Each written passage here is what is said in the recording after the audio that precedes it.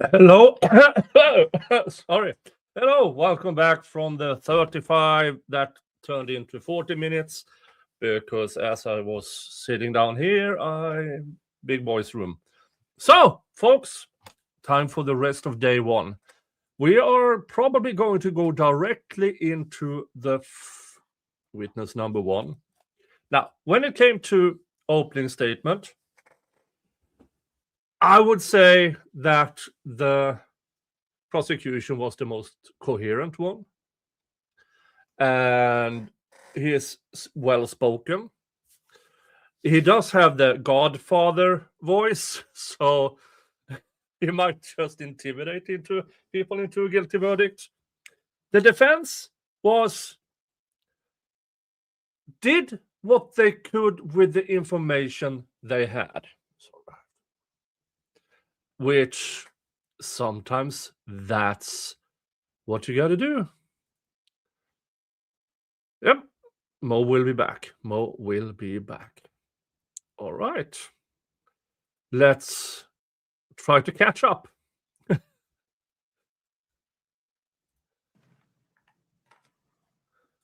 see here.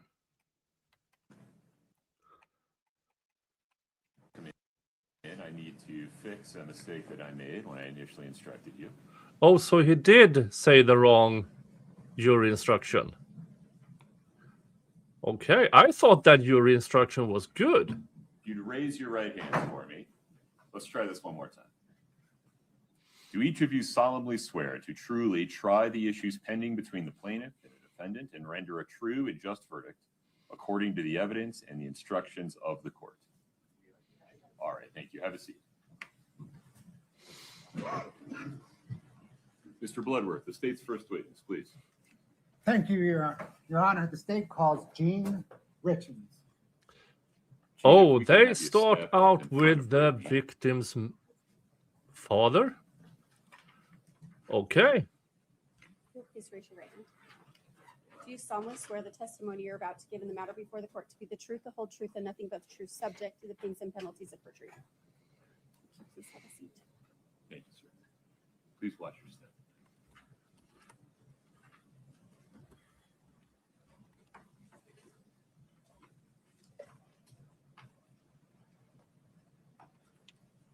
Good morning, sir. Good morning. May I ask you, sit wherever you're comfortable. It's easier to move the mic than it is the chair, candidly. So I kind of noticed that. Okay, go ahead. What, sir, is your name? Eugene F. Richens. And do you spell your last name Richins? Yes, I do. Did you know Eric Richens? Yes. How did you know him? Eric is my son. Scott, can I get 842 Romeo?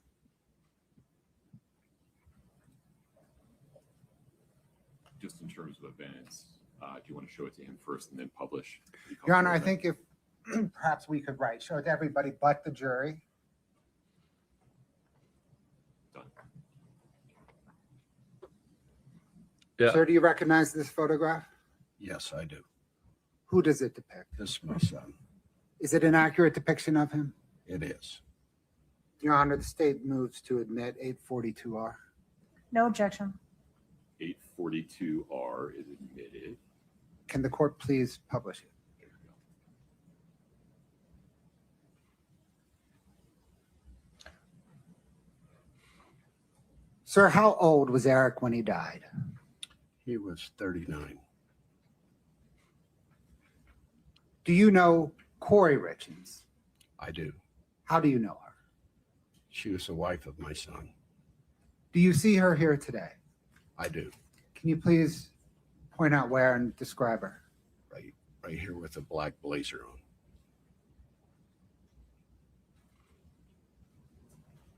Did you raise Eric? I did. And my wife also. Both of us did. What, sir, was your wife's name? Linda Carter Richens. Were you actively involved with him as a child? I was, very much so. How so? Well, as a as I was raised and as I tried to raise my children, is family's number one. So we did everything together as a family. Education was extremely important for us as a family, as was a strong work ethic, as was religion. So those were kind of my top priorities of how we raised our children. And in raising your children, especially Eric, what kind of activities did you engage in? Eric was very, very into the outdoors, very athletic young man. He was also a very, very good student, very smart young man. We did a lot of things. I have a cattle operation, a cattle ranch that he helped with constantly from the time all the kids were extremely young. In my opinion, that's what gave him the work ethic of what they have right now to be successful. Were you also involved in his life as an adult? I was. How often would you see him? See him or talk to him? But both, actually, if you could take them in turn, please. You bet. I'd see him at least once, twice, 3 times a week. I'd talk to him every day on the phone. And where would you generally see him? Ball games. One of the kids' ball games at the ranch. Basically all over the place.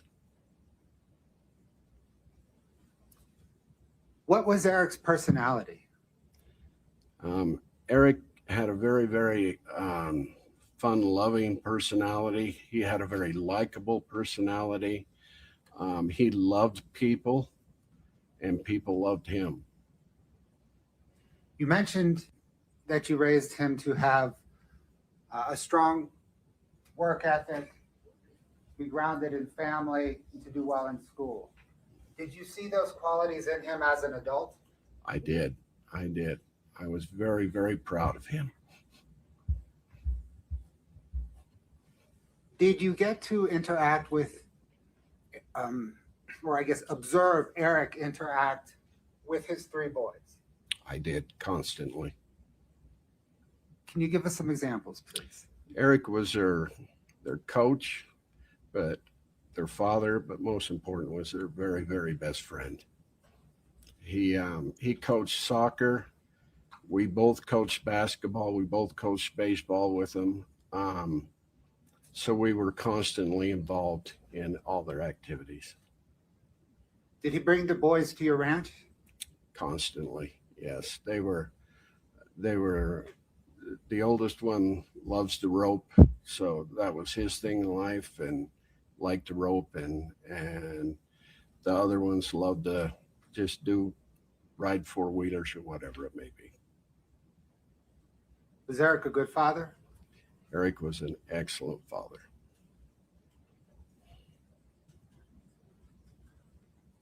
Were you and Eric working on any future plans together when he died? We were. We were going to buy a cabin together up in the Uintas. And then, believe it or not, I'm getting older and I would like to retire someday from ranching, and trying to put it into him and his other siblings' laps.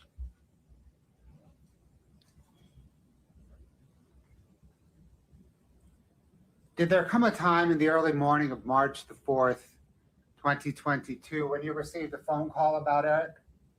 I did, yes. Who called you? Kouri did. What did she tell you? She said that Eric wasn't breathing. Where, sir, were you when you received that call? I was at my home. Is that the ranch? Yes, Is it in Hennifer? it is. What did you do next? I got over there as quickly as I could. And by over there, do you mean Eric's house? I did, yes. And is that in Camas, Summit County, Yes, Francis. Mhm. Francis? Do you recall about what time you arrived at Eric's house? I would say that 4:15, 4:30, right through that. Who was there when you arrived? My daughter Katie was there. Kouri was there. The first responders were there. Kouri's mother Lisa was there. My son-in-law Clint was there, and my two granddaughters were there, as the three boys were there.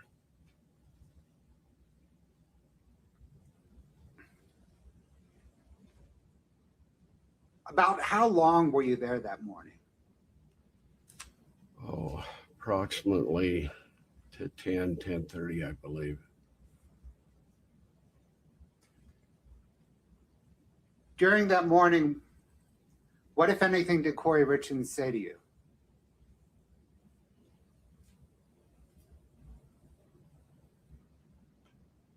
You know, I don't recall her saying much of anything to me. Did she? When I came in and my daughter Katie told me that Eric was gone, they helped me onto the couch, and I don't ever recall of even talking to Kouri, to be quite honest with you.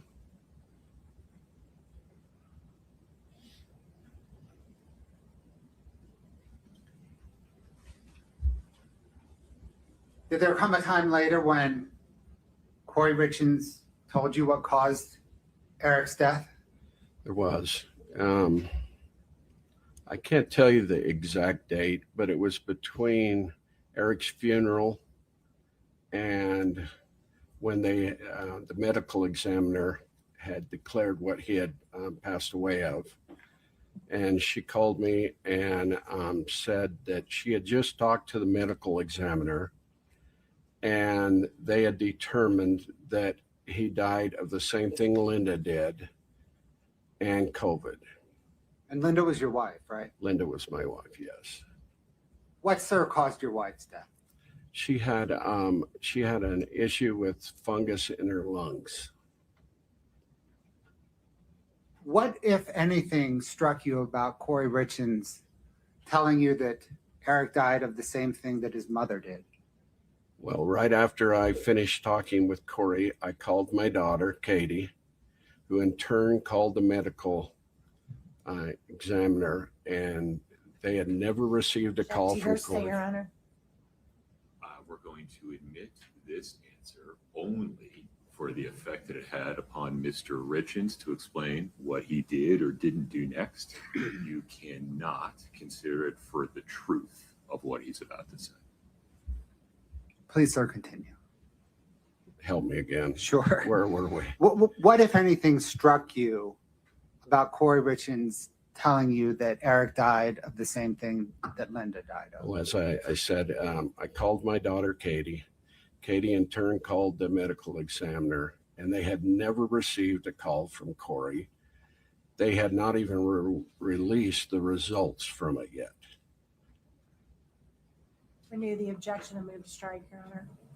Same instruction. That answer only explains what comes next in terms of what Gene did or didn't do. May I call you Gene? I'm so sorry. Absolutely. Okay. Please. Not for the truth of whether those things that he just described actually happened.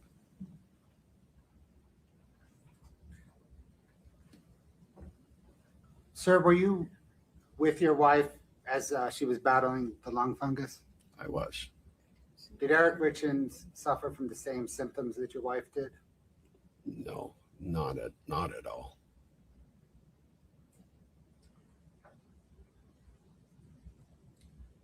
Sir, I need to take care of some business now regarding some handwriting samples, okay? Okay.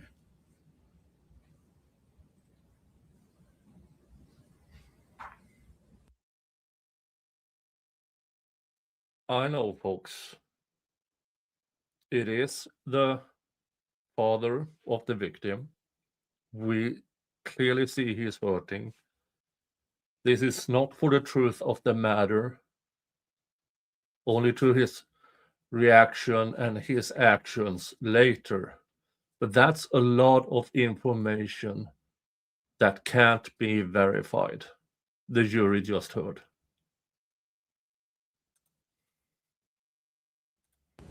Your Honor, may I approach the witness? Yes. It's the collection. Your Honor, I'm handing the witness Exhibit 8-49, which is a collection of handwriting exemplars.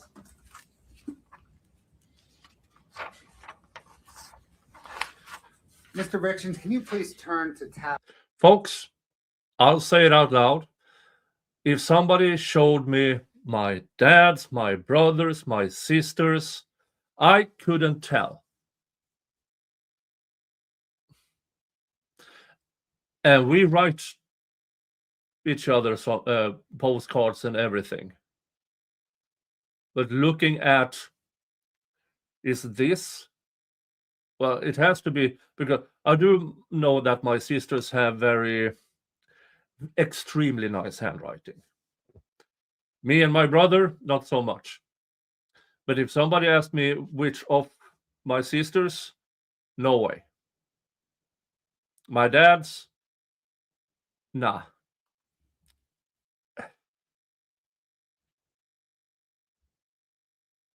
There should be an actual handwriting. And here's the thing. Handwriting experts are mostly debunked nowadays. They are still used when it comes to evaluations and recognizing a specific person's or celebrity's handwriting, but not so much anymore at trials. For a good reason. So why then, I don't understand how then a relative can take the place. 14.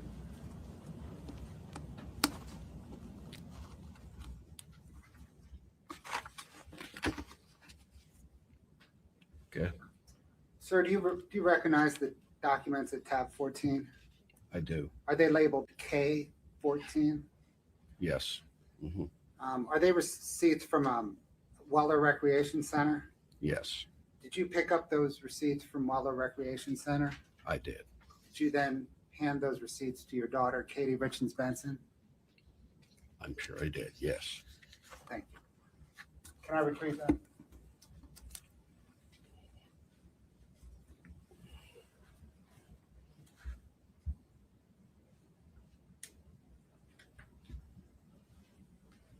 Sir, I don't have any additional questions at this time, but the defense may, okay? Okay. Thank you. Okay, that was it.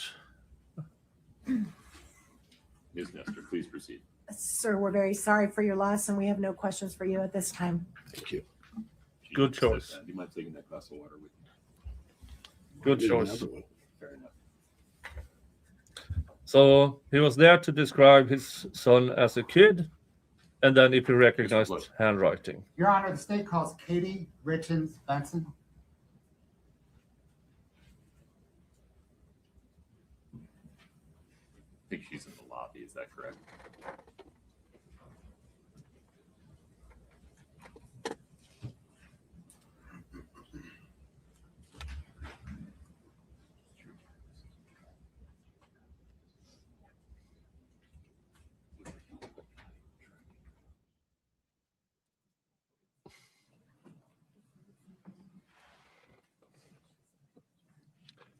I know it's hard.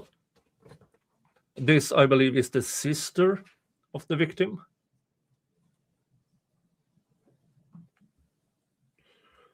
It can't be the mother of the victim because sadly the mother passed away. So I believe it's going to be Eric's sister.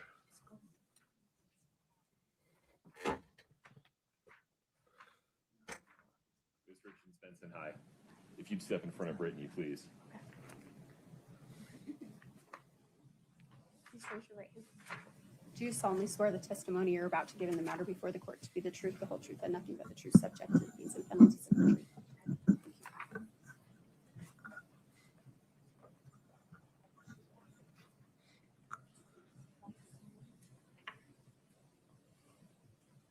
Feel free to move that chair wherever you're comfortable. You can also move the mic. Okay, There you go. perfect. Thank you. Thank you. Mr. Bloodworth, please proceed. Thank you, Your Honor. Good morning, ma'am. Good morning. What is your name? Katie Richins Benson. And is your last name spelled Richins-Benson? You got it. Okay. I'm going to stand here because I would like you to address the jury. And I'm hoping that if I stand close to the jury, if you mistakenly shift to me, you're still addressing them. Do you know Eric Richens? Yes, he was my brother. Did you grow up with him? Yes, yes. We were only 2 years apart. So we were inseparable. What was your relationship like as you grew up together? So we did everything together. We went to school together. We worked on a ranch. So we have a family ranch that's been passed down for generations. We worked on the ranch together. We fished. We hiked. We did everything together. How has that relationship continued into adulthood? So my brother and I were very close. We talked constantly. We spent holidays together. We had our families together. So our kids are very close in age. We did lots of activities with our kids together. Like I said, we had them on the ranch all the time together. Talked on the phone almost daily.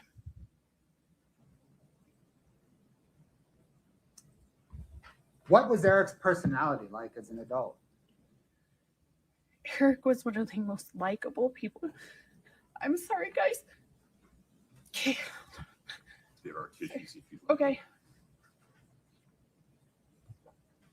So he was one of. Sorry, I'm trying so hard. He was one of the most likable people you've ever met. So Eric was the kind of person that loved everyone. It did not matter who you were, where you came from, where he met you. Everyone thought they were his best friend. If you talk to him, they all said, I'm Eric's best friend, because that's the way Eric made you feel. He was upbeat. He was positive. He literally would give a stranger he met on the side of the road his jacket, anything to help anyone out. That's the kind of person he was. What did he like to do? How did he spend his time? So the number one thing that Eric loved was his kids. So he would do anything for his boys. He was the best dad you would ever see. He was a phenomenal uncle. If there were kids involved, he was there. He would show up. So whether it be soccer games, so he coached my nephew's soccer. And he was the dad that coached, that went and got all the signs that were special. So he'd get there before the soccer games, put all the signs up so the kids had their team name everywhere. He also was adamant about making sure they learned how to work. So my parents were very focused on teaching us how to work, to have that strong work ethic. So he had his kids on the ranch, teaching them how to work. He loved the outdoors. He loved to play sports. Anything that revolved around his family, the outdoors, is what my brother loved. Did he plan for his children's future? Yes. So there's not a waking moment that my brother was not focused on his kids. So he had money set aside every single month to go into a fund so that by the time the kids got to college, they could pay for their college and hopefully have some left over for like a down payment on a house or something like that. He had every aspect planned. This is the kind of dad Eric was. So I told you we have a ranch. I love horses. My brother did too, but not quite as much as me. He liked ATVs a little bit better. So his oldest son, Carter, loved horses from the day he was born. He and I share that. So Eric tried to get Carter with me as much as possible on the horse because that's what Carter loved. I would ride the horse with my little nephew in front of me, and my brother would be to the side of me with an ATV with food, snacks, anything that Carter needed. He would have it right there so that Carter didn't have to get off the horse because he wanted Carter to be able to do whatever he wanted. And if Carter would fall asleep, which he would sometimes, Eric would take him into the side-by-side, hold him until he woke up, bring him right back up to me, put him back on the horse, and let him go the rest of the day.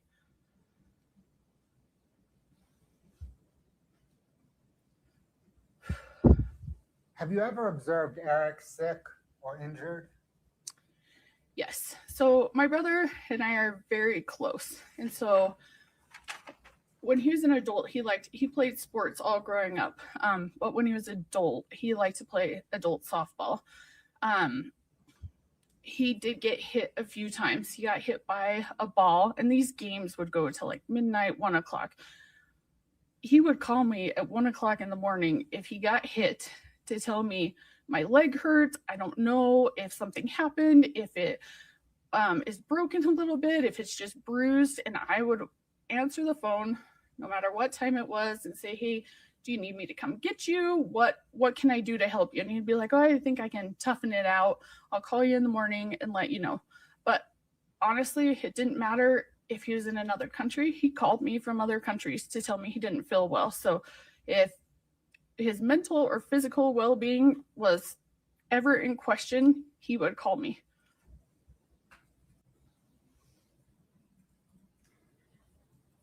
Other than allergy medication, have you ever seen Eric use an over-the-counter drug? The only thing I've ever seen him use is Advil. Have you ever seen Eric use prescription drugs? No. Have you ever seen Eric use illicit drugs? No. Growing up, my mom was a drug and alcohol counselor. She taught us the dangers of those and really ingrained that in us. Were you and Eric working on any future plans when he died? Yes. So we were planning a trip to Disneyland that year to take our kids. He has a child. His middle child, Ashton, is extraordinary in math. We were finding programs to get Ashton enrolled in that summer for coding so that we could kind of harness that math. He was only 7 at the time, but he's just outstanding. So we had just barely gone to the zoo together. We kind of just planned our lives together. We talked all the time. Are you familiar with the home that Eric lived in when he died? Yes, I owned it and I sold it to my brother. Scott, if you can bring up 1-1, please, for your honor for everybody but the jury.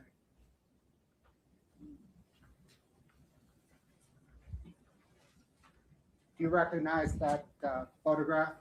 Yes. Is that the home that you Yes. sold to Eric and he lived in? Yes. Is it an accurate depiction of that home? Yes, it is. Your Honor, the state moves to admit 1-1. No objection. 1-1 is admitted. Bear with me. There you go.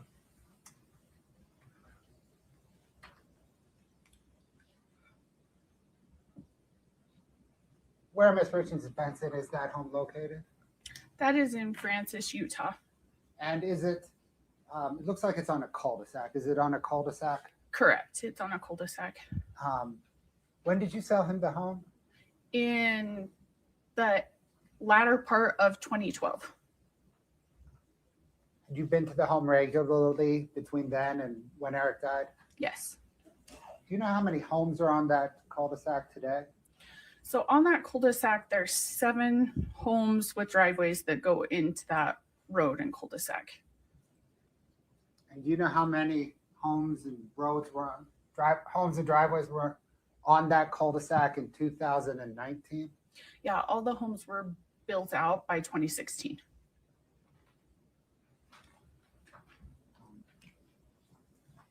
Thanks, Scott. Scott, can you bring up 4-1?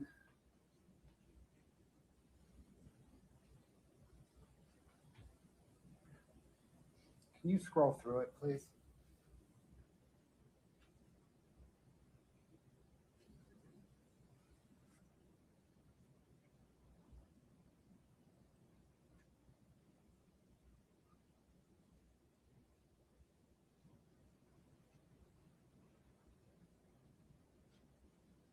Ma'am, do you recognize that document? Yes, this is my brother's prenuptial agreement with Kouri. And how do you recognize it? I saw it the day they signed it. So on the day of his wedding is when they both signed it, and I read through it with him on the day of his wedding. Your Honor, state moves to admit 4-1. No objection. 4-1's admitted. I'm going to leave it up there just for a minute for the jury, but I'm going to come back to that with them later. I'm not going to Okay. discuss that with you. Okay. Thanks, Scott.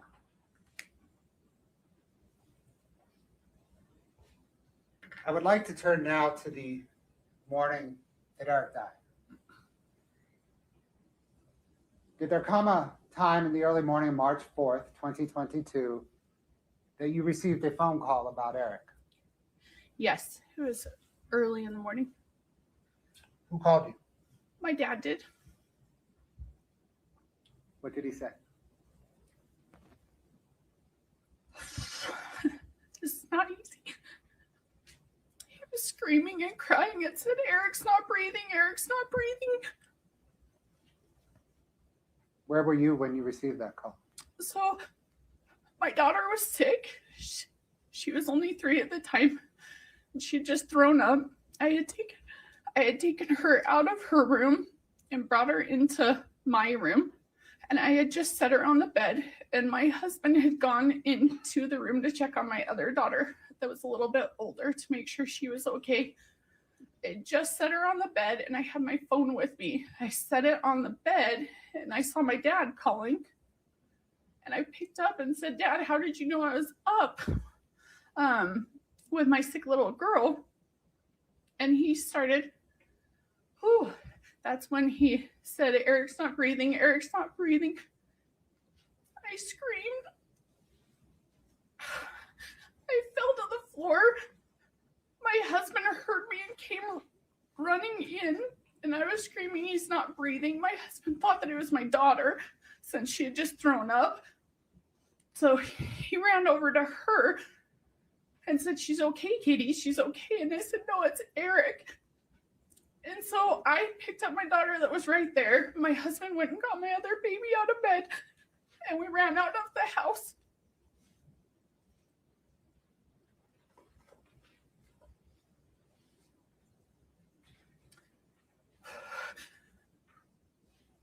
Did you go to Eric's house? Yeah, we went straight to my brother's house. Who was there when you arrived? Sorry, guys. This was the worst in my life. Sorry.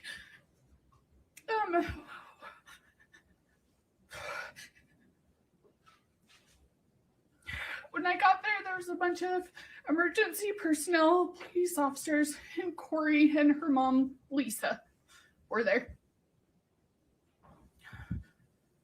Did you see the boys? That was one of the first things I did was try to find my nephews. They were in Ashton's room. I don't know how to orient you guys to the house. So as you walk in, Carter's room was to the right, and then you walk down a hall, and Ashton's room was the first room on the left. Then it was Weston's room, then a bathroom, and then my brother's room.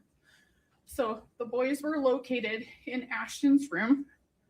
So there were police everywhere. There was EMS. I didn't know everything that was going on, but I didn't want the boys right there where everyone was. There's police right outside their door. So I went and got them and took them upstairs. So in my brother's house, you go up some stairs and over the garage, there's a bonus room. And they had everything in there. They had a TV, a Nintendo, all their toys in there.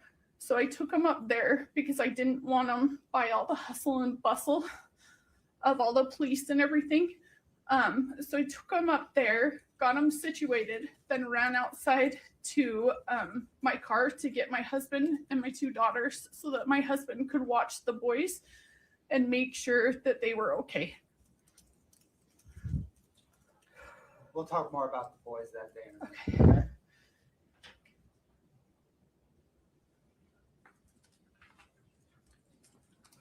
Were you able to observe Kouri Richins that morning? Yes, I did. When you walked into the home, what were your immediate observations of her? So like I had told you, we had gone on plenty of family vacations together. Kouri had been on the family vacations with us. I walked in, I kind of flung through the door, and I saw Kouri standing on the other side of the staircase. She just shook her head at me. Sorry, guys, bear with me. I apologize. And I knew right then my brother was gone. And I fell to the floor. She stayed over there. I observed that she was not how she normally was when we would go on overnights. She was very well put together. She had a matching pajama-esque outfit on. Her hair was all done up. She wasn't crying like I was. She wasn't hysterical. Just stood there and shook her head no at me.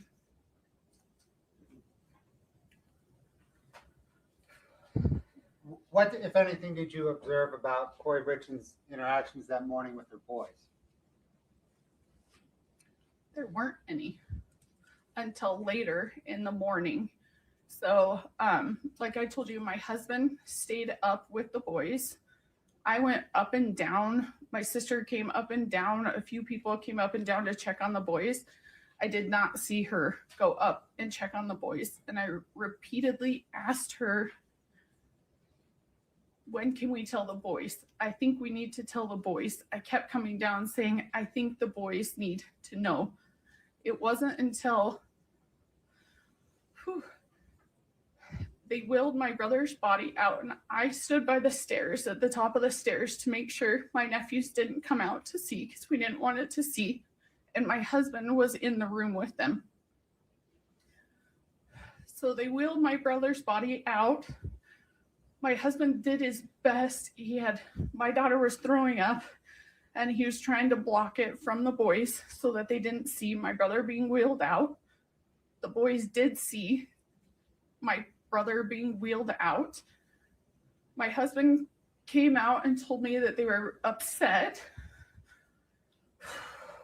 And so we walked down and talked to Lisa, Kouri's mom, and Kouri again. And I said, the boys are really upset. They just saw Eric wheeled out. I think we need to tell them. And Lisa said, I guess we better. And Kouri said, yep, bring them down. So then we brought them down. And that's the first I saw her interact with them.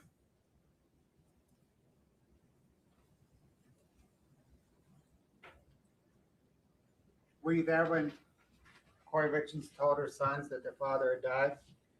Yes. So my husband and I brought the kids down. We're sitting on a couch, and in my brother's living room, they have a couch that kind of goes like this, like kind of curves around. So my husband was sitting on the edge with our daughters. I was sitting next to them. Weston, my brother's youngest, that was 5 at the time, was sitting in between me and Kouri. Kouri was on the other side, and then the other 2 boys were in front of us. What did she say? She let them know that their dad would not be coming back, that he was gone. just like that? Yes, to my recollection.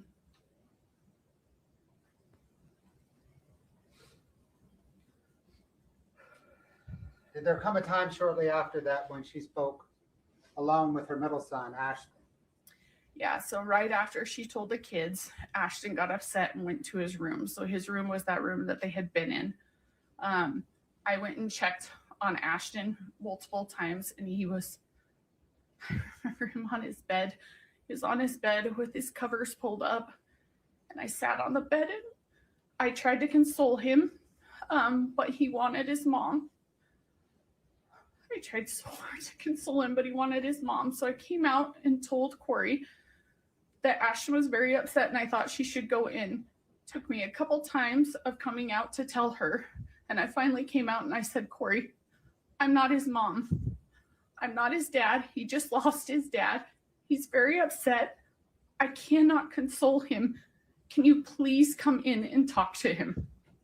So she came into the room to talk to him. He got out of bed and ran to her. So they met kind of in the middle of the room. They held on to each other and then sat down on the floor. And I sat right next to him. What did they discuss? She was just consoling him. So just trying to get him to calm down. Right, that with Ashton, is that what you mean? Yeah. What did they discuss? She was just trying to console him. Did they discuss Eric's Apple Watch? They discussed Eric's Apple Watch later. Okay, so So- we'll get to that. Okay. Sorry. Oh, no, it's okay. Did there come a time when Kouri Richins was consoling Ashton there and she was interrupted? Yes. So Brianne Sorensen, which I believe was Ronnie, Kouri's brother's fiance at the time. I think they were engaged at the time. She came in to talk to Kouri. It was really interesting because Kouri was consoling, and then she immediately kind of stopped and focused on, they would call her Bree. And Bree started talking about the closing of the Midway Mansion. Do we need to go into that, Mr. Bloodworth? I guess what I'm saying is anything further regarding that necessary to develop the upcoming testimony? Your Honor, the state's next question will be, how did Kouri react? Oh, okay. Yeah. Sustained. What Bree said is not admissible. Don't consider it. Well, Your Honor, the content of the call, the content of the discussion. Well, Kouri's side of it is not what they're objecting to. I think it's just that fact. Am I right, Ms. Nestor? Yes, sir. Yeah. We're objecting to what Bree said. Take it from there. I understand the contours here. Let's just wait for the next question. Okay.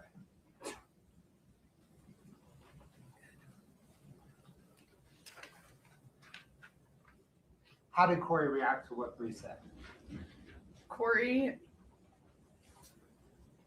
was very businesslike, very telling Bree exactly what to do, and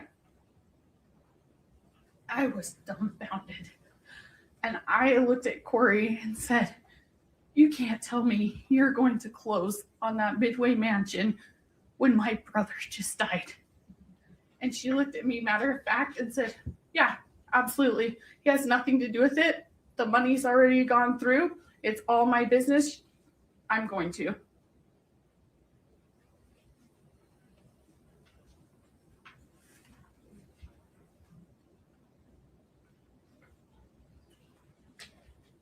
What about the Apple Watch? So the Apple Watch, Ashton, once he eventually came out of his room, he went and got my brother's Apple Watch. Kouri was standing by him. She took it from him and he said, "I want my dad's watch." So I watched her take the watch, delete the entire watch, everything off of it, and then give it back to Ashton. On the morning that Eric died, did Kouri Richins say anything about the house that they were living in? Yes, she told me, so the house, the 282 Willow Court that they were living in with their kids, she told me she was going to sell it. Did anything about that strike you as odd? Yes, I honestly could not function. I couldn't even figure out like what was for dinner that night. I had just lost one of the most important people in my whole entire life. And she was planning on selling the house that he had just been wheeled out of, closing on a multi-million-dollar mansion. I could not wrap my head around it. The point that Eric died, who did the house belong to? When Eric died, the house belonged to Eric. Eric was the trustee of his trust. So the house was in a trust and Eric was the trustee. And then once he died, who became the trustee? I became the trustee. After Eric died, did Kouri Richins have the ability to sell the house? No, she did not.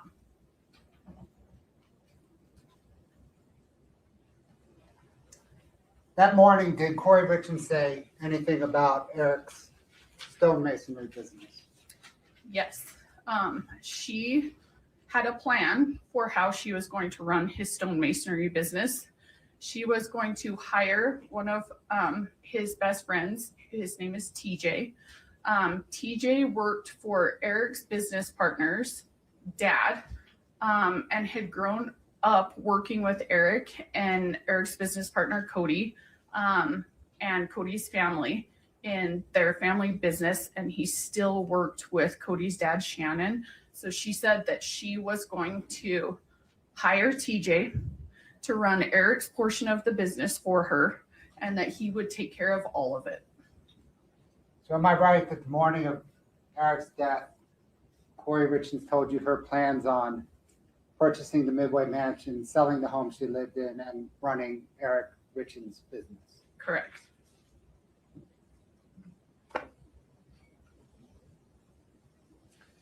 Do you recall a family meeting that was held on March the 5th, 2022, the day after Eric died? Yes, I do.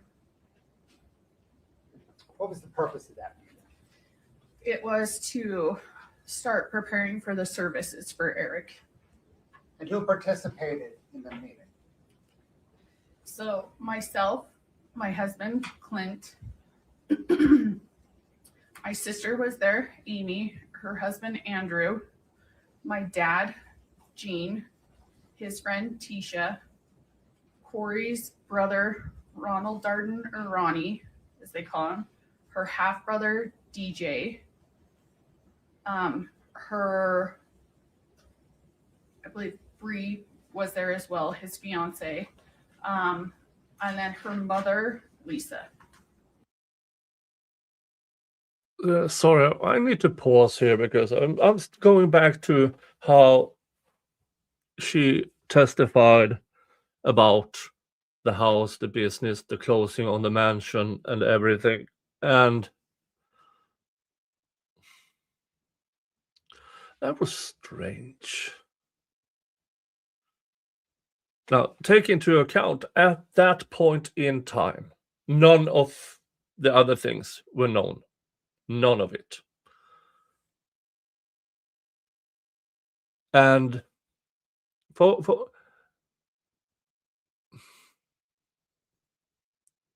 I mean, I'm at the age when I go to more funerals than weddings, let's just say that. Some close family, some really close friends have sadly passed.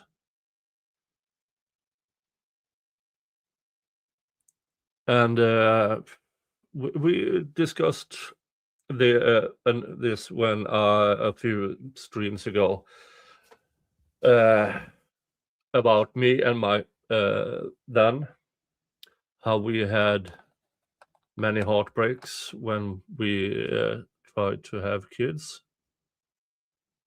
I could not stop work.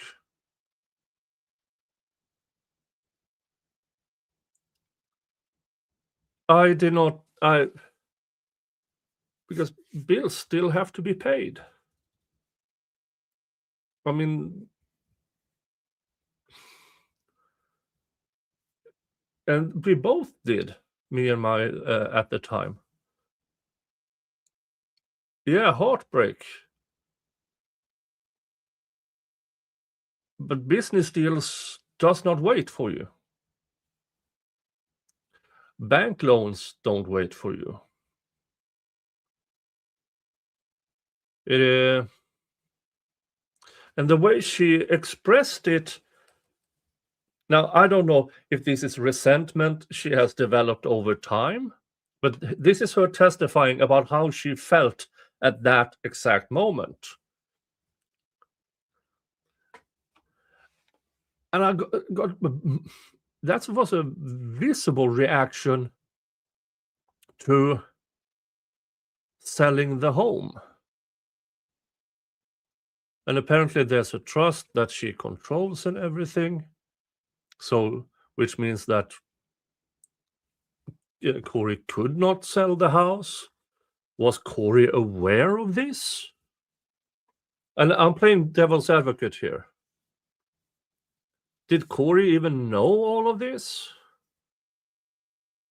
Yeah, not everybody breaks down immediately. I will give you an example. When my mother passed, when I was young, it took me a decade before I started grieving. But at that point in time, I couldn't. So take that for what you will, but I'm getting really strange vibes from this witness. And I can't explain why.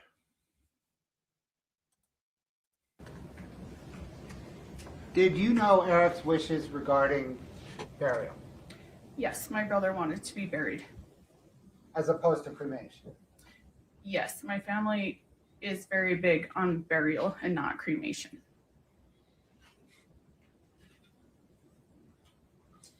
Did in the course of that family meeting the topic of cremation arise? Yes, so we had gone through and planned the whole funeral.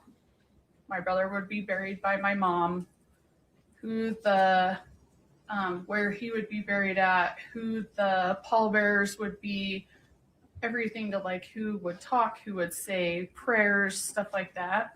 And at the very end, when I thought we kind of had it all wrapped up, Lisa Darden, Kouri's mother, said, "When are we going to talk about that Eric wanted to be cremated?" Did you observe Kouri react to her mother raising cremation? Yes, I did. She looked Thank you. shocked, like she was Thank you, caught Mimi. off guard at first. And then she went into it and said, "Oh yeah, he told me that he didn't want any bugs crawling on him after he was dead. It freaked him out. So we're cremating him." And I went on to ask, I said, "Kouri, why did we just do a whole entire funeral based around the casket, the burial, the pallbearers, sorry, excuse me. And now you're just bringing up cremation?" And she played it off and said, "Oh, well, isn't that what you do when you cremate them?" And to that point, I said no. And then my dad started getting visibly upset because he knew his son wanted to be buried.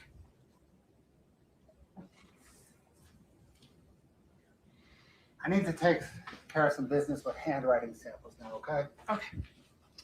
Your Honor, may I approach? Of course.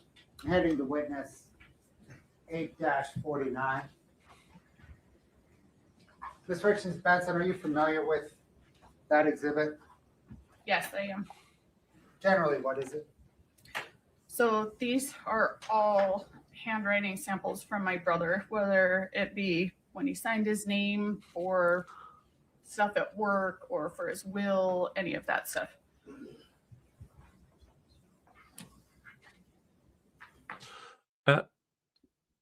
Granny Smith, thank you for becoming a member. Now you have all the perks of your memberships, which includes all the members only content. And I have literal hundreds of hours only for members. You also get your own emojis in the chat. And I also saw that you bought me a coffee. Thank you so much. Yes, folks, being a member and buying a coffee or supers and stuff, that is what keeps this channel afloat. Running this channel is not free, sadly. The content you're watching with ads and stuff is free for you. It's not free for me to run. So, but here's the thing. As I always say, always appreciated, never necessary. If you're choosing between bread and me, choose bread. Now, if you're one of those who has 3 Starbucks coffee a day, consider me for one of them.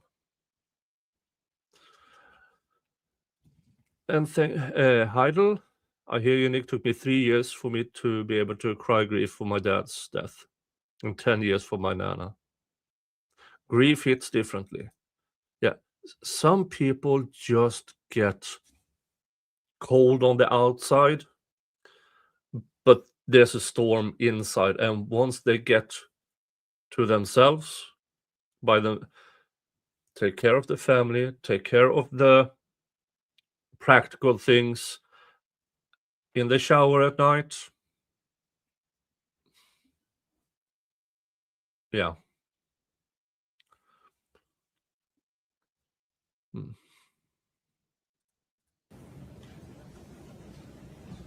Can you please just thumb through each of the tabs? I think, is there 14 of them? 16. 16?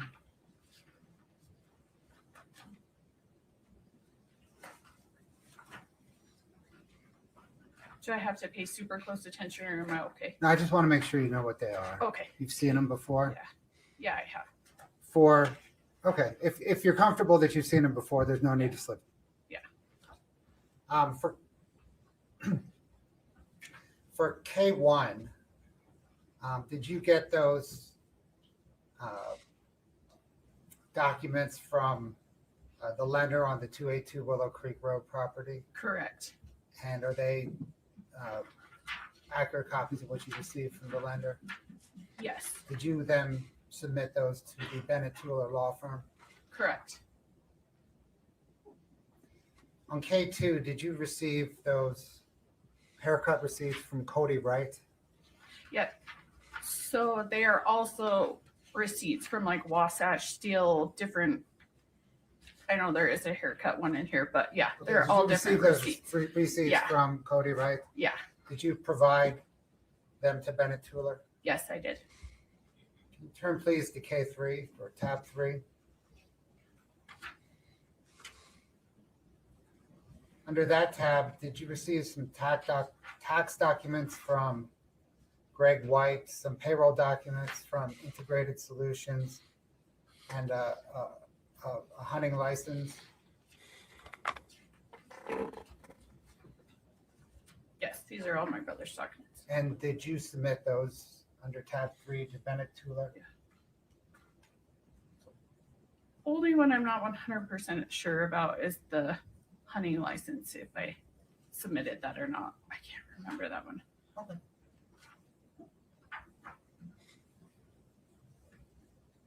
On K4, did you receive the check there from Allison, right? Correct. And did you get the loan documents on K4 from the lender on the 282 Willow Creek Road property? Yes. Did you submit those documents to tab 4 to Bennett Tueller? Yes.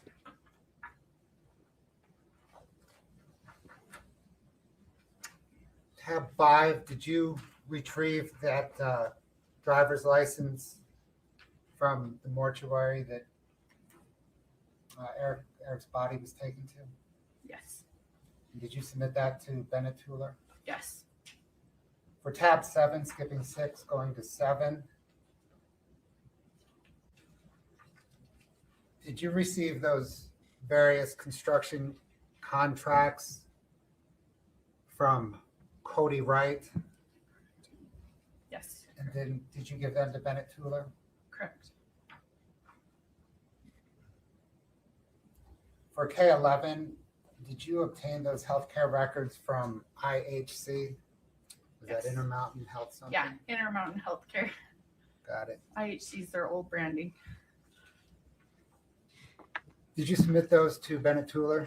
Yes, I did. For K12, did you receive copies of those checks and C&E business records from Allison Wright? Yes, And did you give them to Bennett Tueller? yes, I did.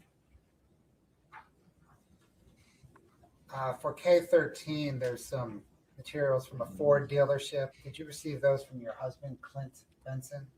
Yes, And did you submit those to Bennett Tueller? yes, Finally, for K14, is that a document from Weller Recreation Center that you received from your father? yes, And did you give that to Bennett Tueller? yes, I did. And did you give everything to Bennett Tueller in the same identical condition that you received it in? Yes. Thank you. Ma'am, I don't have any further questions from you at the moment. Okay. The defense attorney is probably well, okay? Thank you. Your Honor, excuse me. This is going to be a fairly lengthy cross. It's going to go past noon. I don't know if you want to break now or if you want me to just plow in and then we'll break in the middle. You approach for a minute. Yes, sir. Did you say that in front of the jury? Plow? Oh. Lady, you're talking to, I know you're talking to the judge, but the jury is still there. And yeah, I would, as I said earlier, I would suspect this is going to be lengthy because, first of all, I can't help but getting a weird vibe from this witness. Especially when it came to the medical stuff. But Jesus Christ, did you say that in front of the jury? No. Judge, can we approach? And then use the words you want. You just said that in front of the jury. Jesus. That's not a smart move, lady.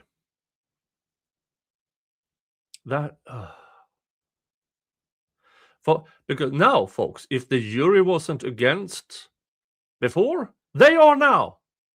Jesus Christ. Plow? I hope this means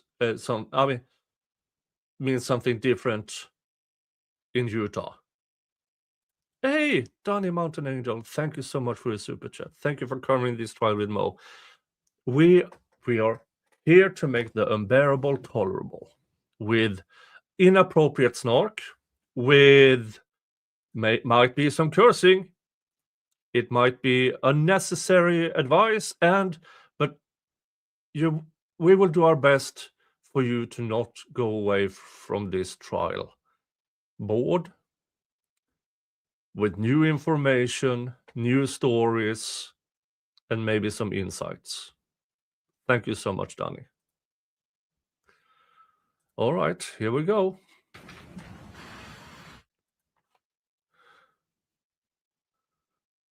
And now they approach? Lady, you could have just asked to approach. Rookie mistake.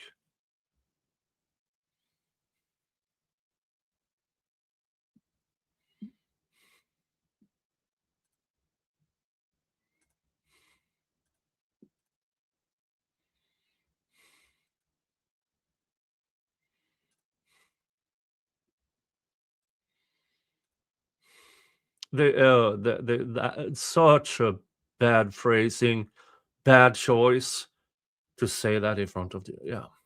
Okay, let's skip ahead. Plan here about what to do about the lunch hour. I just need a few minutes to figure it out. Okay, please rise for the jury. Okay, and now they sent them out. Jesus Christ, lady, you could have just asked to go in front. Hey, can we approach, Your Honor? Then say the things. Then he would have asked the jury to excuse themselves, and then you could have used the language again.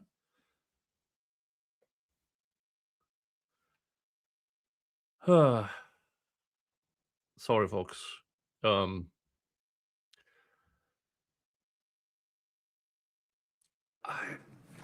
Tracy, you hand me that call for a minute. Okay, I'm going to. Yeah, thank you Let's see. very much. You might- Did they actually go We're gonna get a on? carafe for No, you. they had a hearing, and they. Okay, let's have a discussion about how to handle witnesses that are on both the state's list and the defendant's list. Yes. Ms. Nestor, what is the defendant's request? So here's our request. There are probably, Your Honor, can I pause? Can we excuse the witness? yeah, that's fine with me. She can That sit. would make sense, yeah. Do you, and is that so that she doesn't hear this discussion? Correct. Yeah. Do you mind stepping out into the lobby for a minute? Yeah, Shirley is here. You can take it. Okay, okay. Yeah, it's your cup.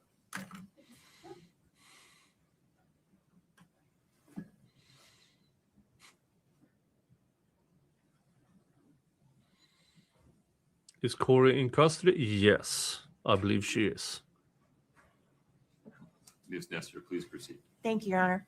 So I knew this was coming because of conversations we've had with witnesses, but there are multiple witnesses that the state is going to call, including Ms. Richens Benson, who also have information that relates to our case. She's just one, there's lots more. Obviously, if the state is going to shut us down from asking any topic that he didn't cover in direct, then we're going to have to recall all of these people. And this trial is going to get a lot longer, inconvenience a lot more people. Well, it's the exact same amount of time. Tell me why it would be longer. It Because just complicates the directed verdict motion. because of the fact that all of these witnesses will be required to come back twice, get resworn. We're going to have to lay foundation again that's already been laid to refresh the memory of jurors. We're going to have to go back over topics that have already been talked about just to refresh the memory of the jurors. We're going to be using exhibits that are already here, keyed up, ready to go. This court has the ability to control what happens in this courtroom. If you want us to call all these people twice, we will, but it seems a ridiculous imposition of burden on not only the witnesses, but the jurors to have to say, we're going to hear from them now and in 2 weeks from now. There's perfectly within your power to say, we're going to do everything this jury needs to do now. The state has the ability to come back on redirect and address anything that we bring up that they didn't bring up.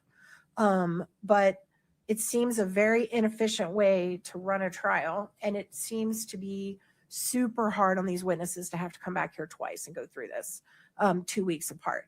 And especially what happens if something happens to them? What happens if she gets sick or she leaves the country and I'm stuck and I didn't get a chance to redo her? Then we've got a real problem in terms of the trial and the record. So, I mean, I've just never had a judge require me to do that unless it's just really unusual circumstances.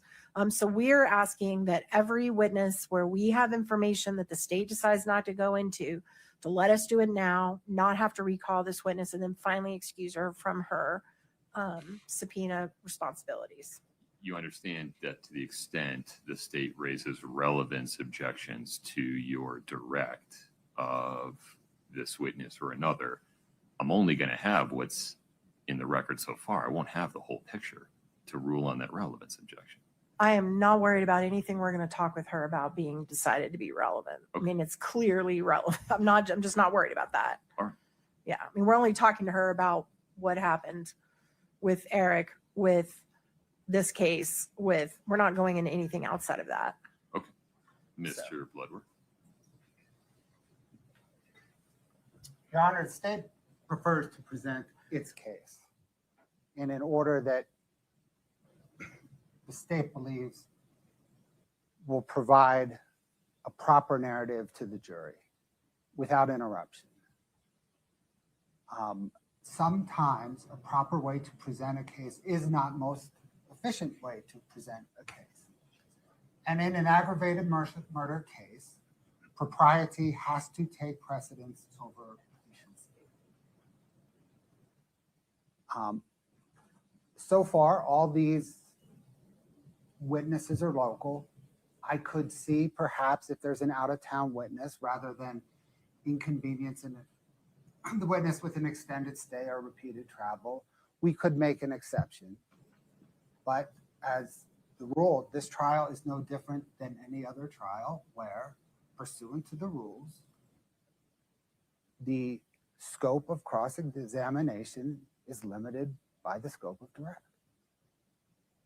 Unless it's impeachment. And what's opening the door during impeachment? Ms. Nestor, we'll take this on a witness-by-witness basis. With respect to Ms. Richens Benson, I imagine she's going to be in the courtroom every single day.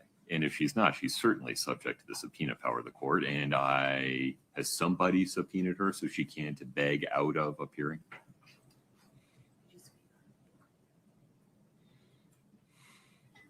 I mean, Katie appeared today pursuant to the state's subpoena. Okay. And that subpoena lists the entire trial, correct? It does. I have not yet released her from it, as Right. we do some witnesses. Right. And so as long as I make clear to her that pursuant to that subpoena, she can be recalled at the order of the court, any danger that you were describing, Ms. Nestor, is mitigated. It also means she can't stay in the trial for the rest. She's going to have to be excused under the exclusionary rule. Is it Katie or Amy that's Amy. the designated victim rep? Amy, Your Honor, the state had designated 2 victim reps, and it was Katie and Amy. we object to I that. understand you objecting to the 2. We do. We object to 2. We don't object to Amy. Right. Right. The state has to make a choice. If you'd like to proceed as you suggest, you're entitled to do so.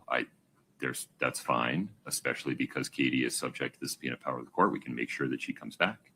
But the statute talks in terms of 1 victim rep. The exclusionary rule says what it says. So the decision before the state is, do you want to, for this witness, allow direct to occur today so that there's no basis upon which to exclude Katie going forward, or proceed with the presentation of the testimony as the state sees fit, understanding that may require exclusion of Katie. And I apologize for using first names. There's a lot of Yeah, I would say this is a main reason why the defense really wants to do instead of a cross-examination, they want to do the entirety, including their inquiry at one point. Because I must say, I would not trust this witness either to not watch the trial.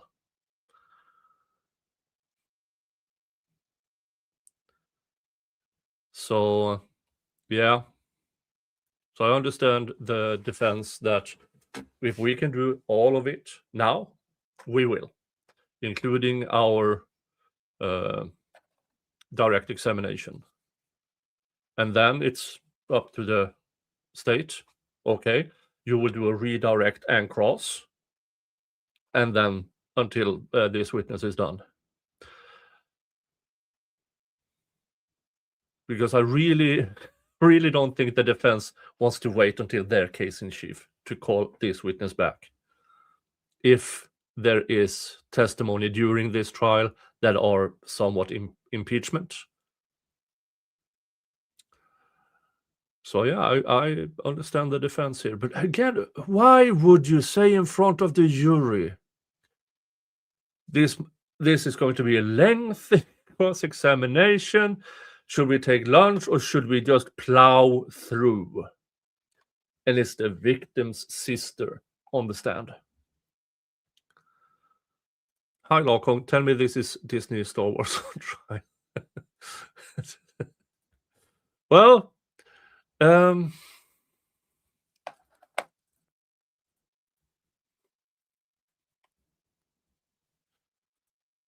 J.K. Debug made this. Already have a meme. Already have a meme of this trial.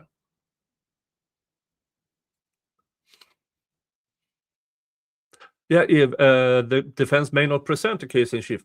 Yeah.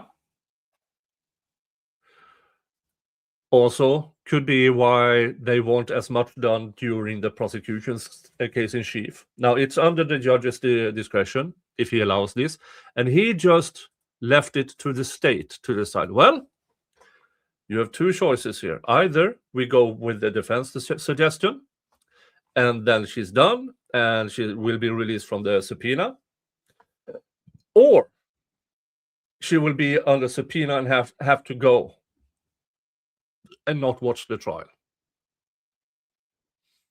So it would be interesting to see what the state It's chooses. just easier. No informality is intended. Exclusion of Katie until her direct is completed in the defense case. Your Honor, how about this? Was the court about to take a lunch break with the jury? Well, is food here?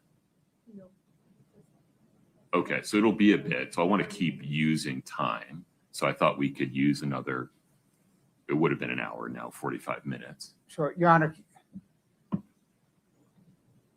Can we use that time for examination within the scope of direct?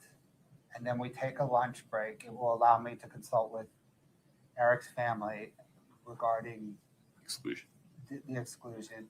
It will also allow me, Your Honor, to refresh my memory. We had at the time, the state had appointed 2 victim representatives, despite the language of the statute. We had briefed case law which expanded that language, and I just need to look back at that. Yeah, I'm happy to be educated. But Ms. Nestor, may we proceed stepwise in that fashion? Yes, sir. Okay, so just so I'm clear, Punting we'll it forward. invite Katie back in. We'll invite the jury back in. We will complete cross-examination of Ms. Richens Benson. We'll take a lunch break. We'll sort out whether you want to proceed with her, whether I will allow you to proceed with her direct examination in your defense case today. Also, just to make sure I'm clear, so Mr. Bloodworth brought up to Ms. Richens Benson the fact that she was the trustee. She testified about that, about the trustee and the assets being in the trustee, and that Kouri could not sell the home according to her. That was her understanding, right? Correct. So that means I can go into anything about the trust? Well, it means you can ask her, you can seek to show that her understanding was incorrect. Well, I have a pretty lengthy cross dealing with the trust, and I want to bring in the actual trust itself, the document, and I do believe the door's been open, so I'm just clarifying I can go into all that as part of following up on what he brought out in direct. Well, you gotta be a little bit more. Oh, hold on. My apologies. Missed call. My bad. You're speaking in generality, so it's hard for me to give you a ruling. So one of the documents I want to use is the trust document itself. Sure. The state has not introduced it, but they have opened the door to it, in my opinion. Well, they've opened the door to questions about what is your understanding based on. Perfect. Why do you think that? Perfect. That's what I Have need. you ever seen this document? That's what I need. But the trust is, to my memory, several pages long. I don't know that her testimony relates to most of it.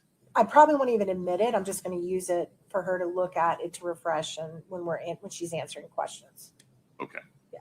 Okay. Thank you. Your Honor, just to be clear, that within the scope of Kouri Richins' ability to dispose of the home. Yeah, more specifically, Ms. Richens Benson's personal subjective understanding of Correct. Kouri Richins' ability to dispose of the home. And not all the myriad of other subject Like there's all the matters. isn't the trust going to all the C&E masonry interest and all that stuff? It does, Your Honor. Yeah. She didn't testify to any of that. Okay. All right. Well, I assume they'll object and let me know if they think I go too far. As both sides Yes. of the V do in trial. Anything further before we invite Ms. Richens Benson back in? No, sir. Mr. Bloodworth? No, sir. Let's do that first.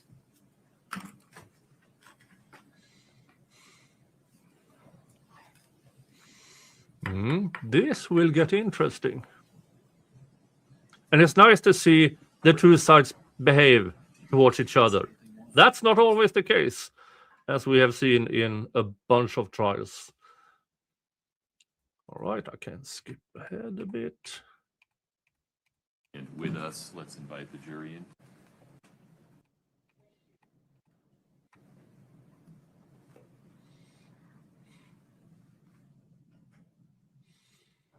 Folks, have a seat. Thank you. Thank you for your patience. We'll proceed with cross-examination of Ms. Richens Benson. Then we'll take a lunch break. Thank you for your patience. Ms. Nestor, take it away. May it please the court. Good morning. Good morning. We've never officially been introduced, but I know we've seen each other a whole lot. But again, my name's Kathy Nestor, and I'm one of Kouri's attorneys. So I want to talk to you about, I want to go back a couple of years before Eric passed. You mentioned in your direct testimony that you are the trustee of a trust that Eric created. Is that right? Correct. And may I approach the witness, Your Honor? Of course.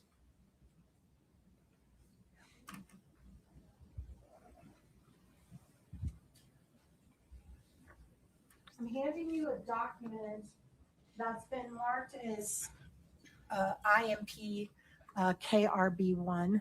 Okay. Take just a second and look at that document and tell me if you recognize it. I certainly don't expect you to read the whole thing, but just tell me if you know what that is.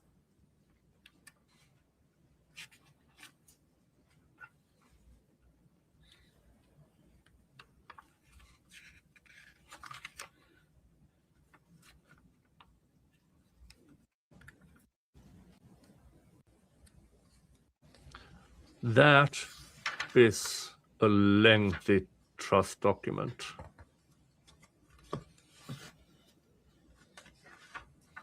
I've only seen trust documents maybe once or twice in my line of law, which is labor and employment. Okay. Ready? Usually So do you never more recognize that than document? 15 Yes. pages. What is that document? It's the Eric Richens Living Trust. And is that the trust that you were referring to in your direct examination When Mr. Bloodworth was questioning you? with the house. Yes. This is the trust. And that's the document that makes you the trustee if Eric should pass away. Correct. All right. Your Honor, at this point, I'd like to introduce this as Defense Exhibit 3001 on the impeachment. We're going to start it with the number 3. Mr. Bloodworth.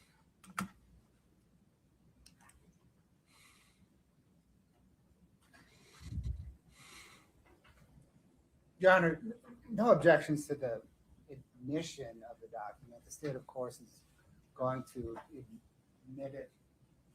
I plan to admit it through the witness that prepared it. The state's just pausing on the nomenclature. We've referenced this document in other briefings by other exhibit numbers, which We can resolve that going forward. We can come up with a common vernacular at some point. right. Okay. Okay, but as to admission, no objection.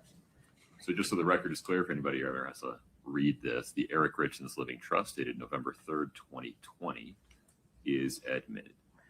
All right. And that's going to be Exhibit That is 3001. 2 years before he Your passed. For Honor. the time being, Yes. we'll see if we come Change up with it. a different vernacular going forward. That's fine. Why do you stay married if you don't Can trust? you turn for me to section 1.03 of the trust? And Ms. Nestor, will you let me know when you're ready to publish whatever you want to publish to the I will. jury? Thank you. Thank you.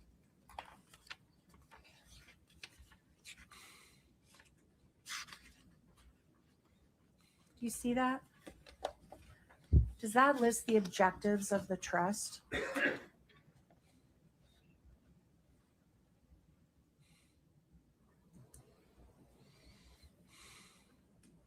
Just to refresh your memory, let me know when you're finished reviewing it. Oh, there it is. Really? Okay. There's a difference between over here and over there. Thank you, Swamp Bear. Thank you. You learn something new every day.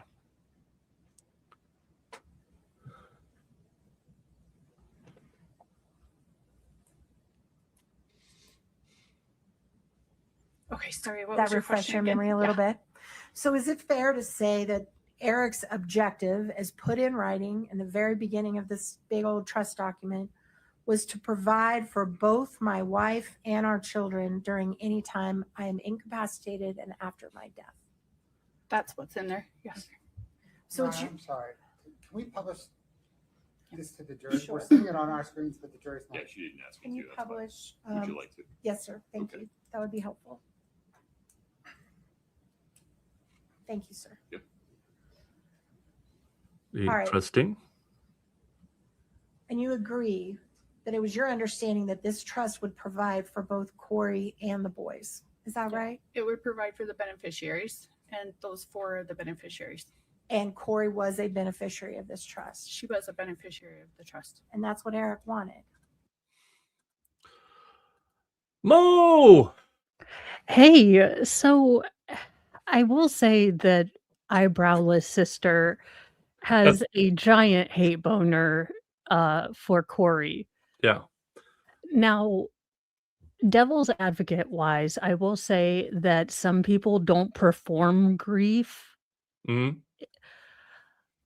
And I will say that having dealt with a situation like this, I'm over here like, I probably was going to go to jail because Kouri didn't have the luxury of falling apart like this woman had. She had a husband, she had someone else. Kouri was the mom now. She was very aware that she was going to be the sole provider. So, to be a little bit of a devil's advocate, Kouri didn't have the luxury that day of falling apart. She was going to be the one that everyone was going to be looking at for answers. So it does seem very clear to me that at least from the first two witnesses, the rift between Kouri and Eric's family started that day. Mhm. Now, so I am taking a lot of what they're saying with a grain of salt, but I will say that Kouri didn't have the luxury of breaking down. She was very aware in that Mhm. moment. And maybe I'm putting a little too much Yeah. of me In in the there. in the light most favorable to Kouri, she did not have the luxury. She had the boys, she had the business, her husband is suddenly dead. In the light most favorable to Kouri, yes, sometimes you don't you don't have the as you said, you don't have the luxury.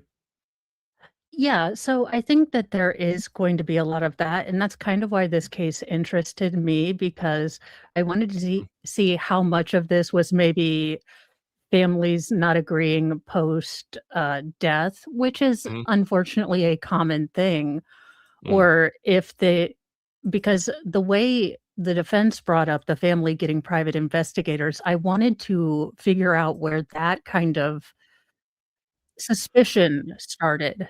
Yeah, Where, it went from, "This is my brother's widow," to, "This is our enemy." yeah. Yeah, obviously something happened along the way. And I do think that, I mean, if you've never walked through something, you might expect for every widow to be the crying, she has Mm. to get tranquilized. In my experience, that's not always the case. Yeah. You have, especially when you are a caregiver, when you're an adult, life doesn't take time for you to grieve. Mm. So I do understand that to her, it seems impossible that you could focus on anything else. But Mm. to Kouri, it might have been, this is the only way I'm protecting my children. I have Mm. to make sure the business stays going.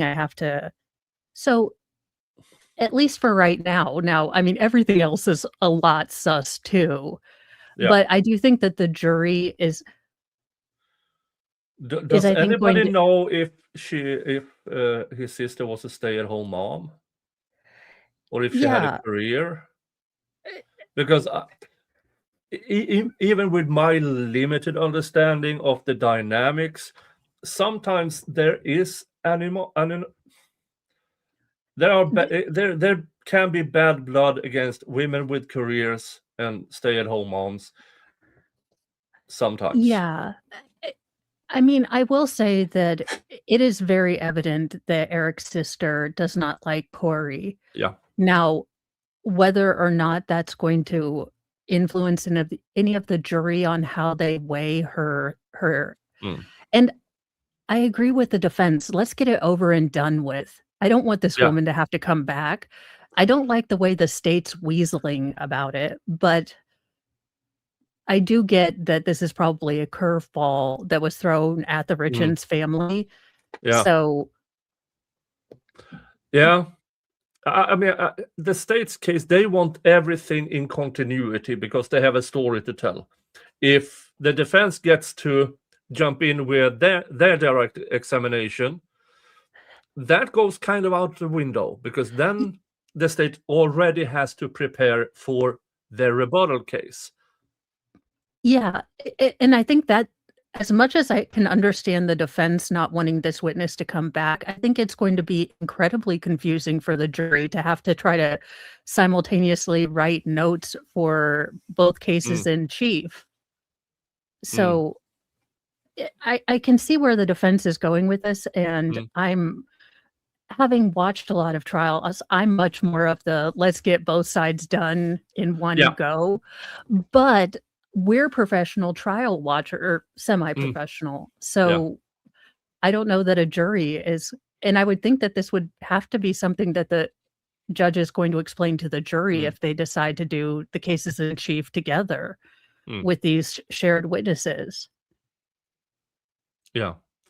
And folks, if you want both me and Mo to be professional trial watchers, like, subscribe, and if you're really, really happy with us, be a member. I mean, for me, it's $3 a month on the low end. And if you have extra, I have both $6 and $10 to choose between. So, yeah. This trial, because I was expecting complete annihilation of Kouri Richins from the Yeah. get-go. And all of a sudden, here I am. What's going on? Now I know, since I looked at a lot of things back when Jeff covered this, I know what probably shows up later. And It's a state stuff with the emotional witnesses because yes and no, maybe he's getting out the really biased witnesses in front, kind of saying, look, we know these are Eric's family. We know where they're going to lie. So this is where we kind of started with things that day. You had a family that was worried that something was sus. And then maybe they're going to show how the investigation grew. Yeah. I don't know. Yeah. But let's see. I think the document Your speaks Honor, for itself. objection. Yeah. I'll withdraw, Your Honor. Okay. Okay, so basically there was as trustee, what is your understanding of your role as trustee? What is your role? It's to administer the trust. And what does that mean to you? So to carry out my brother's wishes. And with respect to the reality of that, there's a trust that holds assets. Is that your understanding? It holds his assets, whatever they are. Correct. And that includes cash and money and items, right? Yes. And you're supposed to see over that money and those assets Correct, as the trustee. and protect them, right? Correct. And distribute them to the beneficiaries as needed throughout their lifetime. Based on what the trust says. And that's your understanding of kind of your job, right? Correct. And as trustee, you get paid. No. You're not taking a fee. So my brother did put in the trust that I could be paid and I could reimburse myself for the time spent. I have never once been paid for the time that I spent. So I chose not to. That's very generous of you. And that's because you want those boys to get everything they can, I'm sure. I want all the beneficiaries to get everything they're entitled to. Okay, thank you. So let's say 2 months after Eric died, Kouri wanted to buy a car. She could do that, but she would have to ask you first, right? As the trustee. Can you reframe that? So with money from the trust, Yes. she wants to buy the car? Right. Yeah, there's a lot of litigation. So she did a lawsuit 3 weeks after my brother passed to try to set aside the trust. Okay. So Oh, there's no, a lot you of opened that litigation. door. So I would work with my attorneys to figure out what was proper. Let me ask it this way. Why did she Why have would you to- open that that? up? Yeah. That is Why such did an she feel awful. that she had to sue you? Because you refused to do something? I must say, I had no idea about. Absolutely no idea that Yeah, Kouri what? sued to get access to the. Yeah, and it also shows that they were fairly acrimonious from the get-go. So within 3 Yeah. weeks, they were already at each other's throats. So this is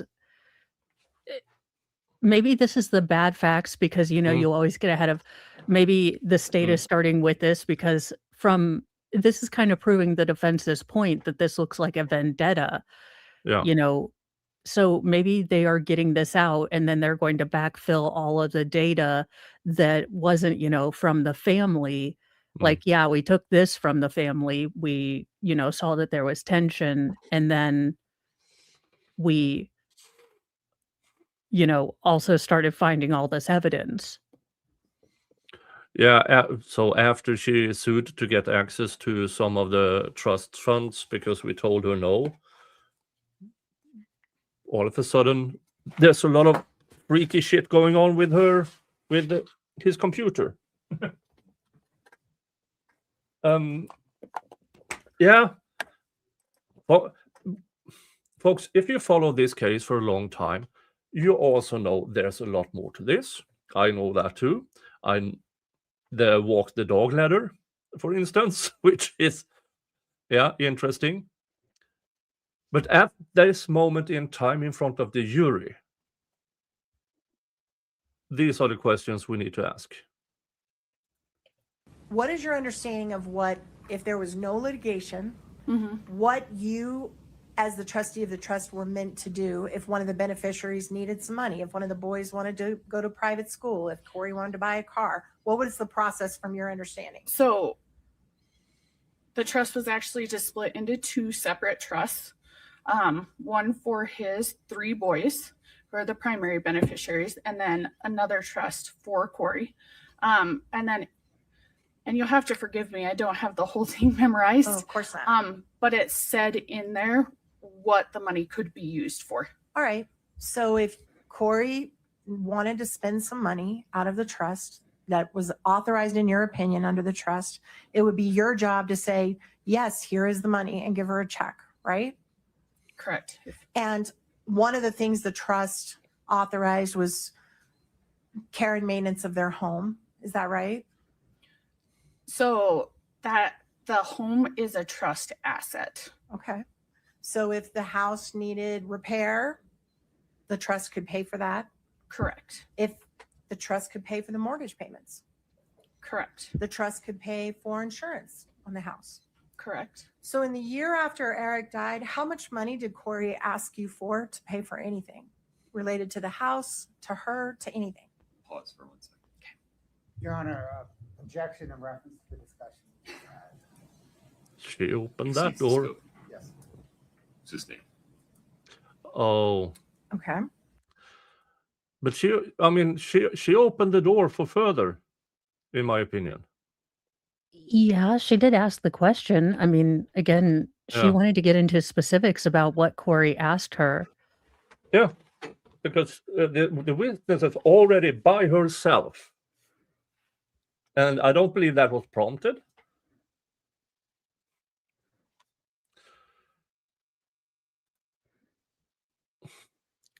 So what happened? Why did she file a lawsuit 3 weeks later? Yeah, I really want to know that. What made her Well- sue? What did she say no to? yeah. Now, here's the thing. Sister has been ready for this. Yeah. Sister is ready to do battle. So Mm. whatever gotchas, this woman has thought about them a lot. Yeah. So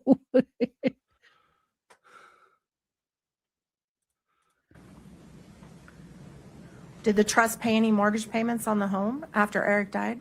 Ms. Nestor, it's the same objection. Okay. Sustained.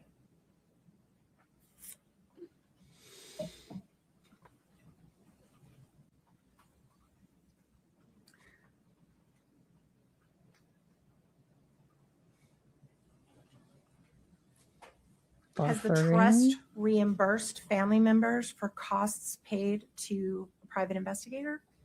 Plus for one. Go ahead. Oh, We're oh, so the trust, the family took money from the trust, whose beneficiary were the boys and Kouri, to pay for an investigator. But couldn't they simply say that it was paid out of the boys' portion because it was supposed to split into two trusts with the main beneficiaries being the boys? So couldn't they argue Yeah, that in order to but protect? yeah, but as the mother, as the legal guardian, that Mm. I mean, I don't know. I haven't read the trust on how the decision making is going to be. If the trustee itself can decide money is going for this because it's for the boys. Yeah, and I would also think that the defense attorney, if this is an issue and these are legitimate things that Kouri was asking for, she would delineate what the trust said that she was required to pay for. Yeah. So you would think, oh, so you were required to pay for this, that, and the other, or something to that effect. Yeah. This case is getting stranger and stranger. Jens said, did the judge object? This is a continuous objection from the state. But it's regarding, because this is not within the scope of the state's direct examination. The defense then wants to clump together their cross-examination with their direct examination because they don't want to wait 2 weeks to impeach this lady. And that is the standing objection, that this is not within the scope of direct examination. Yeah. That is what the judge is sustaining the objections for. But as if I were the defense, I would say, oh, but she opened the door during cross-examination. I didn't prompt that first answer that led us down this route. Yeah. Trust following the federal SEC fiduciary law. So maybe there is somewhere in there where the family can decide to, for the sake of the boys, we are hiring an investigator to look into the mom. Maybe there is. Yeah, I mean, or maybe the insurance company said, hey, this looks suspicious. We're not going to be, because in addition to the trust, didn't they also have insurance policies, or did the trust cover all the insurance policies? This is getting stranger and stranger. I feel like I've walked in on like season 5 of Game of Thrones, and I don't know who anyone is. Yeah. This case got strange, but again, yeah, folks, we know what's coming later. We do know. But the jury haven't, supposedly knows nothing about that. well outside the scope of direct, Ms. Nestor. Sustained.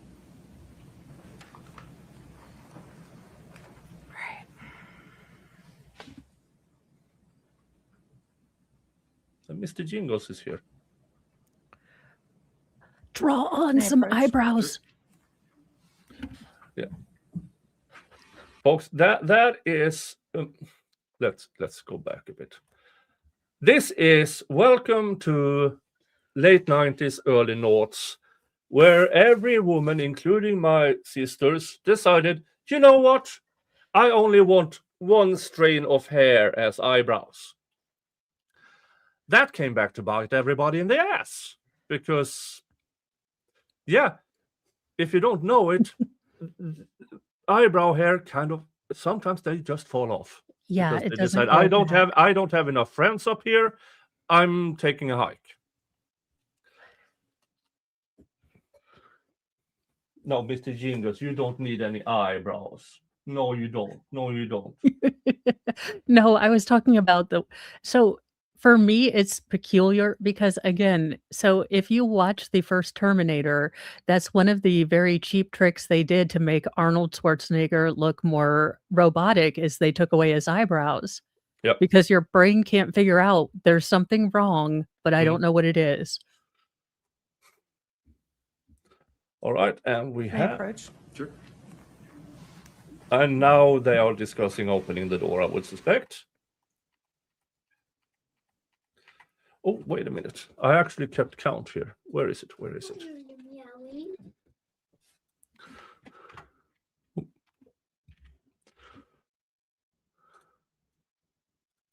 Sidebar counter number 6.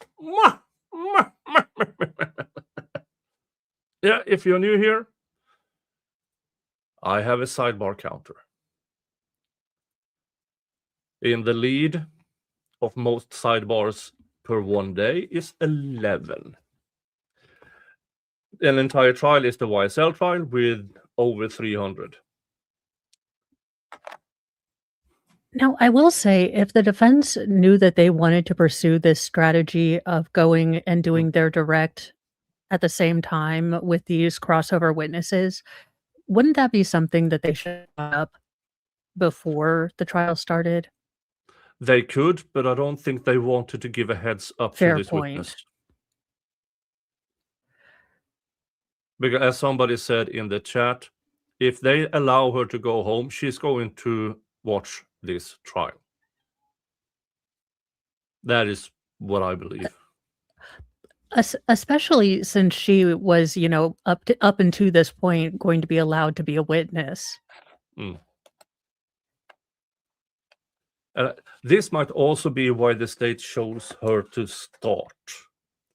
Because they knew the defense wants her on the stand because she's the trustee, and apparently there's a lot of interesting. So they wanted all their information in, so everybody hated Kouri before Katie was impeached. But what she used the trust money for. I mean, they hired a private detective for $100,000, apparently paid by the trust. Yeah. And I guess in order for me to judge whether she did a good job or she's been a tyrant over the trust, I need to know what parameters there were around the trust. So Yeah. the defense, if I'm a juror, I want to know, okay, well, the defense is bringing up that she's not paying Thank you, Your Honor. or being kind of shady with this trust. What was she allowed to use the trust for? Yeah. Yeah, this is getting interesting. Just 1 minute. I'm trying to comply with your ruling. Just give me 1 second because I think there's another topic that I'm going to have to save for a direct.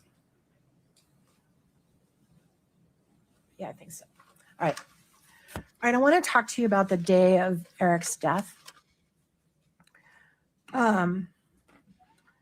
You mentioned, I believe you mentioned that when you got there, Kouri looked put together.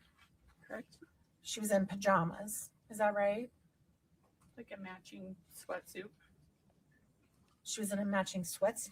like sweatsuit pajamas. I don't know the technical Okay. what they were sold as. And you sorry. said her hair was fixed. It was pulled up. It was pulled up in a messy bun. Is that what you recall? But yeah, it was pulled up, neatly done. Her hair was neatly done. That's what you recall. Yeah, looked similar to today, just on top of her head. And you also said that you went to the ground and she just stood there and did not comfort you in any way. Not that I recall. Okay. Katie, can you please, just for the witness only, Your Honor, we'd like to play a clip. This is State's Exhibit 1-4. Pause 1 second. Does this have sound? It won't now. Doesn't have sound, I don't think. Okay. So only for her to review. Well, hold on a second. It's real hard for me to do only the witness. Oh, I Can we mean do- the witness and counsel. Okay, Sorry. Mr. Bloodworth. That's still a really cool name for a prosecutor. Of course. Bloodworth. Okay, they're apparently going to play something without sound.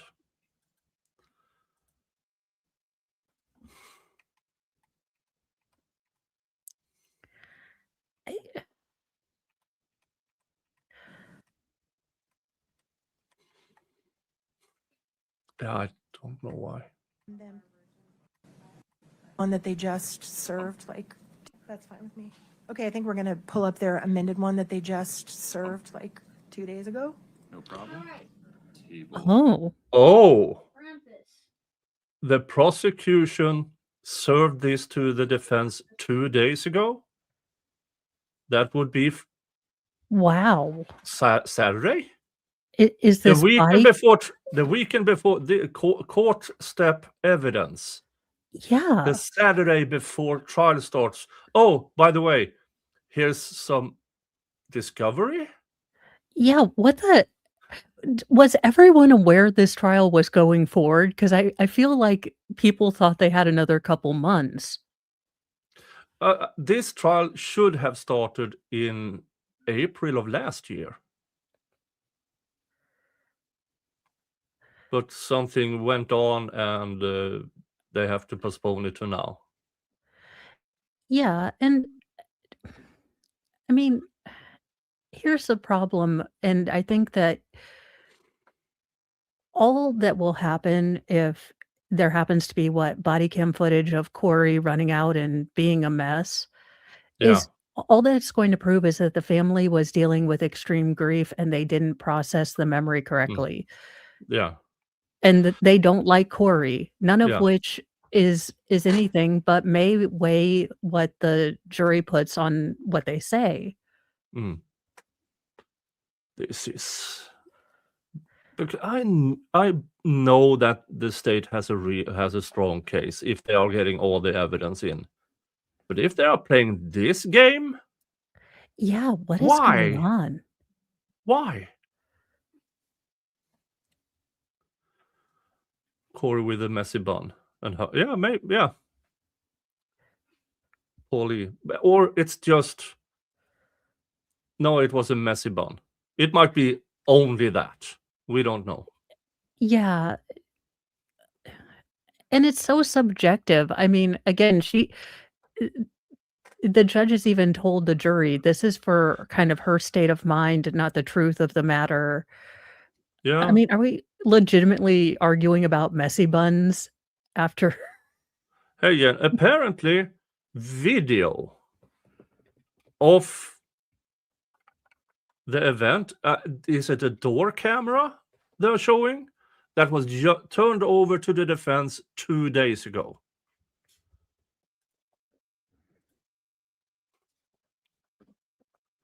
That is so strange.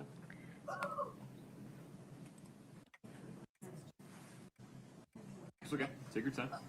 This is no one's fault. This was a brand new version that we have not even seen yet. So we're trying to accommodate their new version. No problem. Sorry, just 1 second. New version. Well, it must be the same one I was about that to they already say. have done, but somehow amended. How did they amend that? With Yeah, I am so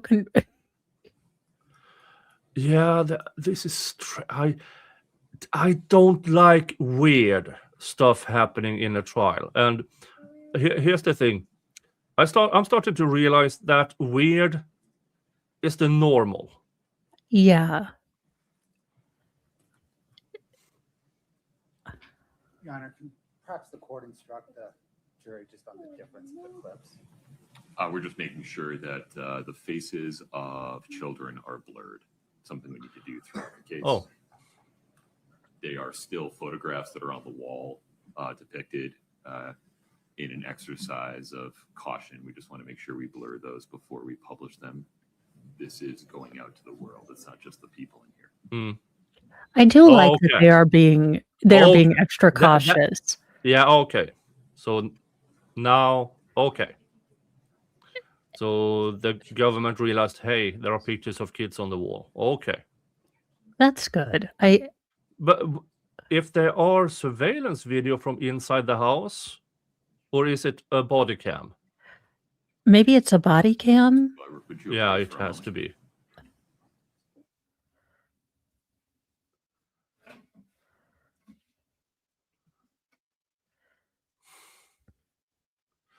Yeah, if that's it, I have no problem with the 2 days before. Yeah. And I am glad that the court is being very mindful of this because especially coming up after the Uvalde case where Watch, children please were try to jump definitely here. So, used. Yeah. let's give you a lunch break. Counsel, we have brought lunch for the jury in today. Oh. Is a Ooh. 30-minute lunch break agreeable? Yes, sir. Yes. Okay. We will take a break until 12:40. Katie, if you'd sit tight for me for 1 moment. Okay. All right. Please rise for the jury. Okay, let's see That's- if they're going to talk about something. Not a take-home exam. Oh, It's as if you are still on the stand, and it's not a take-home exam. So I need you to isolate yourself, not talk to anybody. Okay. Can you do that? Yeah. Okay. It's 30 minutes. Just keep to yourself. If Okay. you need to grab a sandwich or from somebody else, that's fine. Okay. We just can't have you conferring with anybody about anything. Okay. Make sense? Yeah. Thank you. Okay. Mr. Bloodworth, anything further? Your Honor, can I retrieve 849 from the witness? Of course. Ms. Nestor, anything further? No, sir. We'll be in recess until 12:40. Thank you for your patience. okay. But it seems like they had a hearing in the midst of this. So they only had half an hour. Katie Richins Oh, Benson. I'm going to play this in 1.25 because otherwise we will never catch Your up. Honor, the state has just filed a motion to designate, this is how we've been operating before. I'm trying to find the original designation, but to designate Katie Richins Benson, a victim representative. The statute provides for plural victim representatives. The,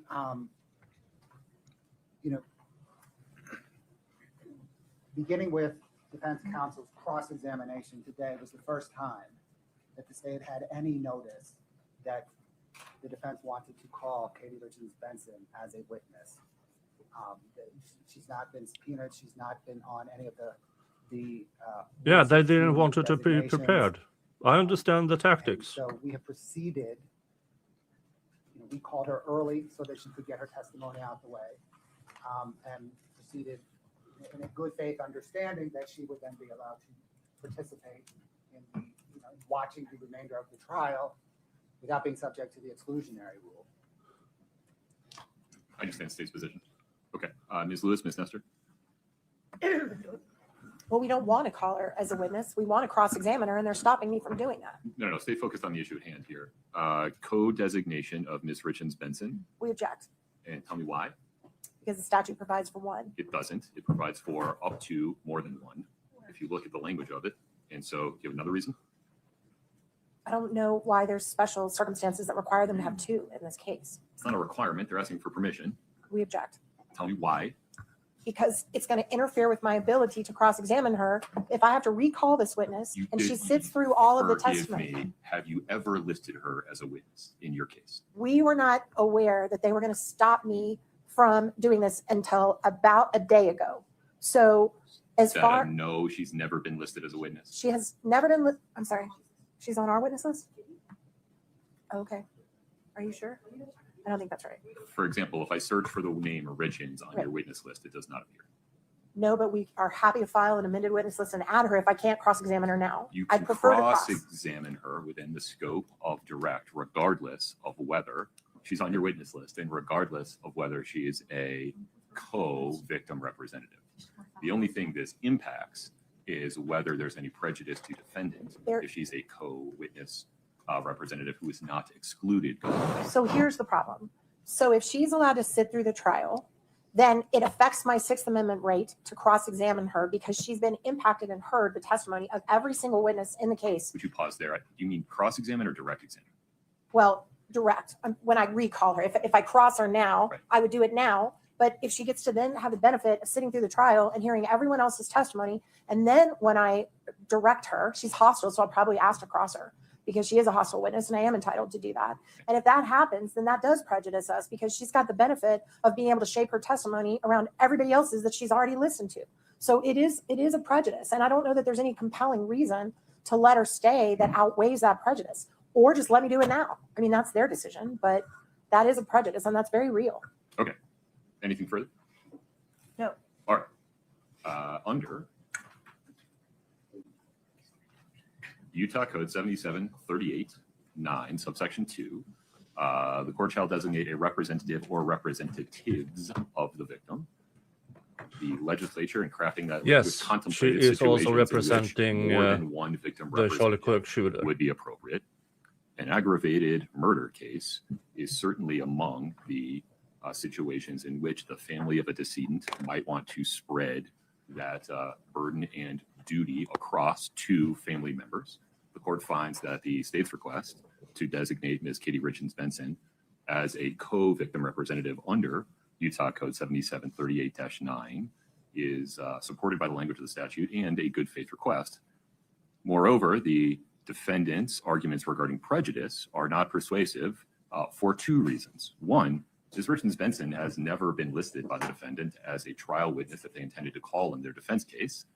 And more practically, the court finds that she likely already knows all of the admissible and inadmissible evidence in this case, and there is no additional or marginal prejudice by allowing her to be in the courtroom during the testimony of other witnesses. The state's request to designate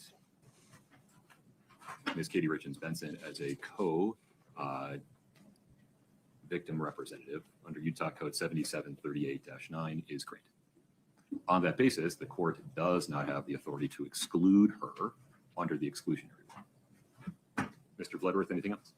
No, Your Honor, thank you. Okay. Are we ready for the jury and the witness, Ms. Nestor? So she gets to sit One moment. through the entire trial. Okay. Do we want to take a look at it before? I think we're good. I think we've all agreed on it. Let's just take a quick look. Do you want to show it real quick, Katie? And is it a clip or just a still? It's a clip. Okay.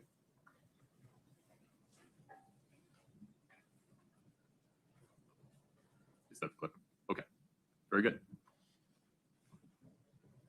Let's invite Ms. Richens Benson back in. Very good.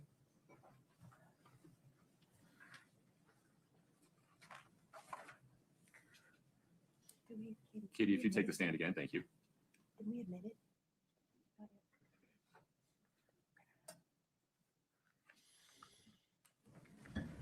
Katie, you're still under oath. Okay. Okay. We ready for the jury, Mr. Bloodworth? Yes, Your Honor. Ms. Nestor? Yes, Your Honor. That was a really, really short lunch. Yeah. I was hoping for it. I was expecting an hour. That didn't happen. And now we are, Jesus Christ, we are far back. We are 45 minutes behind. Hence 1.25. So when we took a break, I had confirmed with you that it's your recollection that Kouri had a sweatsuit, a matching sweatsuit, and fixed hair, and that she did not comfort you when you fell to the ground. Is that correct? To my recollection. Okay, I'm going to ask you to watch a clip from that morning that was taken off of an officer's body cam and see if you can confirm that that's in fact you and Kouri that morning. Katie, can you play it? This is not shown for the jury. Is that you in the clip? Yes, that's me. Okay, Your Honor, at this point, I move to admit as exhibit maybe 3001 for now. The clip. 3002. I'm sorry, 3002? Yeah. 3002, that's correct. Mr. Bloodworth.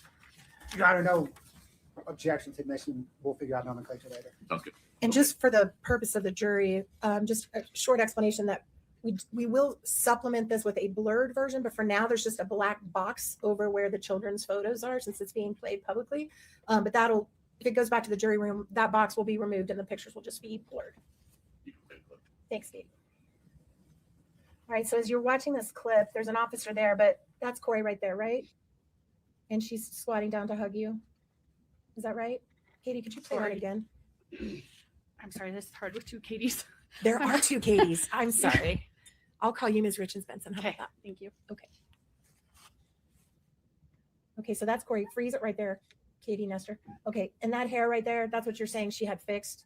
Just her hair up and messy like that? Yeah, as you can see, mine was down and messy and didn't have contacts in anything. Sure. So both of you had messy hair, and she's also clearly wearing pajamas. Does that refresh your memory that she's not in a sweatsuit? She was in pajamas. I am not a fashionista, so to me, that's a sweatsuit or pajamas, just to be honest. Okay, and then keep playing, Ms. Nestor. And that's her squatting down to comfort you while you're on the ground, and that's y'all hugging, right? Correct. So your memory about that was clearly wrong. To be fair, it was 4 years ago. Okay. Yep. And everything you're testifying about here about that morning was 4 years ago. Is that right? Correct. Okay. You can take that down, Katie. Thank you. Other Katie. Yeah, that's a really, really.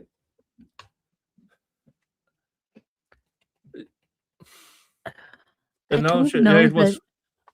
She was very adamant during direct examination what happened, and now no, I don't have the memory for it. It was 4 years ago.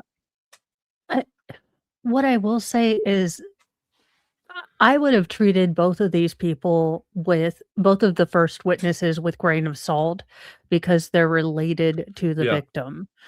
And you're going to find when people have lost someone, they will dig in. So is this something that maybe it makes Kouri look better? So it's a good thing to put out there? Yes, but after she said plow through her testimony and everything, this appears petty rather than if it had been the Uvalde defense, hey, your memory's a little, this was a tough situation. Can we show you something that might disagree with what you say you remembered?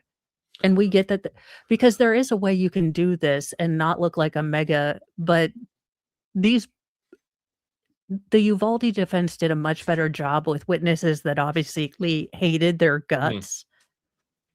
Because you can tell these women just don't like each other. Yeah. So I've not been as impressed as I was with Uvalde in her ability to cross-examine someone. No, but the Uvalde was exceptional. Absolutely exceptional. Yes. So I get what she's trying to do here and to show that, Yeah, because according to this witness, Kouri was more or less cold, distant, didn't interact. And here is a video of her apparently interacting and consoling. So how much of this person's testimony, of Katie's testimony, is how she wanted it to be?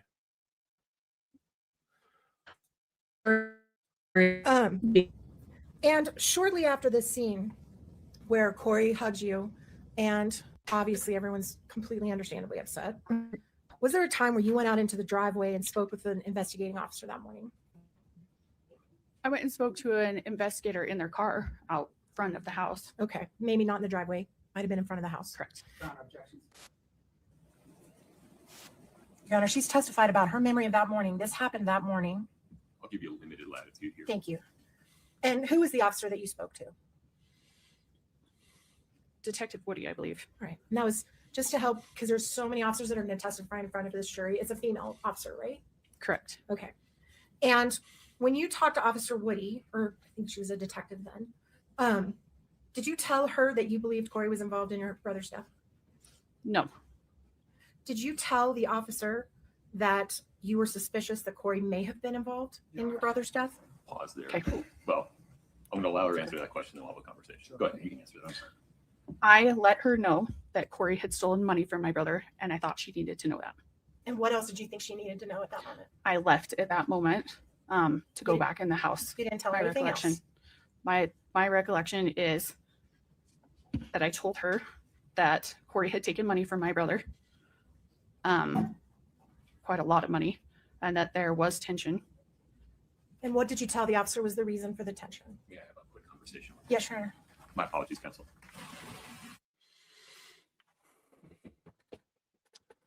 This is getting spicy. Yeah. Sidebar counter 7. Ma, ma, ma, ma, ma. Now, had Mr. Richens ever made that accusation? Or is this the family believing that Kouri took advantage of Yeah, him? because I mean, it hasn't been admitted into court, why the beneficiary was changed from Kouri to because or Yeah. why the sister was made the beneficiary instead of Kouri, who you would Mm. think if you have a husband-wife team, you would think that the wife would be the trustee or unless Yeah. Utah doesn't allow husband and wives to be Yeah. trustees. Because I'm not a lawyer, so maybe there are rules against that. Mm. Yeah, this is turning out to be more interesting I do than wonder I thought it would be.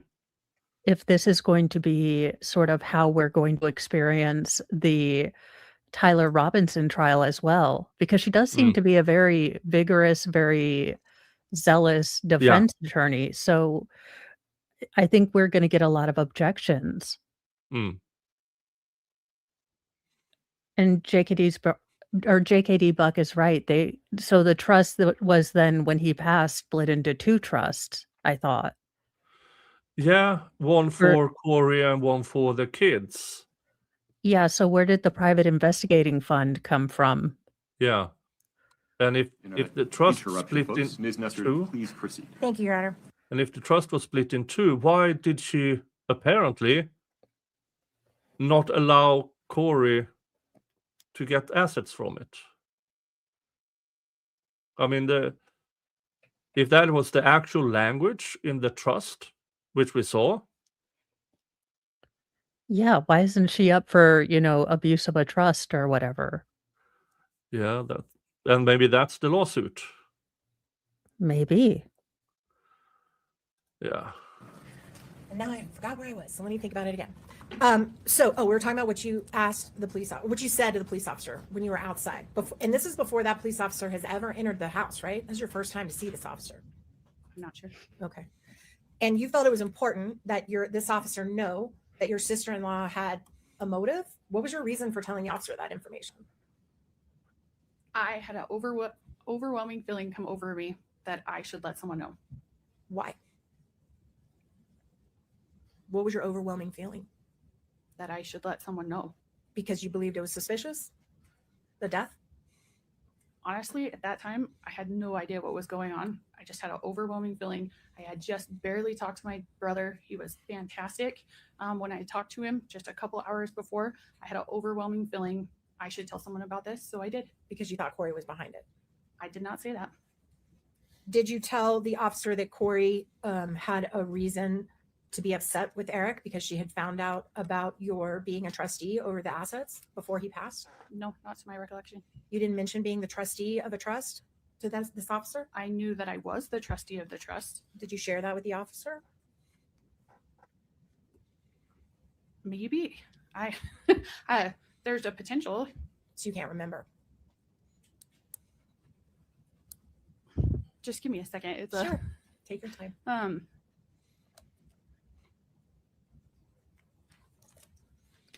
mean, I did know that I was the trustee. So I definitely could have shared that with her. And did you share with the officer that Kouri had been upset with your brother about that before he passed? No, So if an not to officer, my recollection. if an officer says you said that, that would be wrong?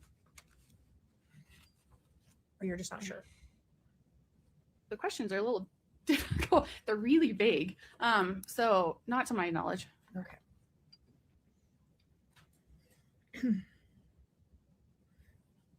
You mentioned that Kouri's son asked if he could have his dad's watch. Is that right? Correct. And you mentioned that Kouri just reset the watch and gave it to him. Correct. So Kouri didn't go through the watch trying to pick certain things out to delete, right?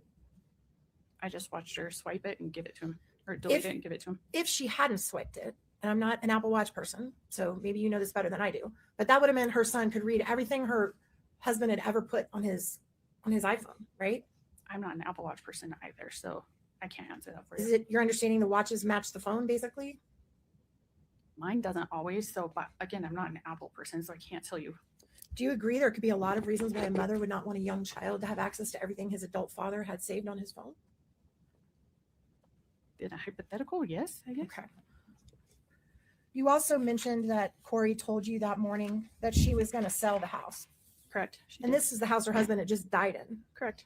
And she was pretty traumatized about her husband just dying in the house. In That their, I don't know. You'd have to ask her. in their bedroom, right?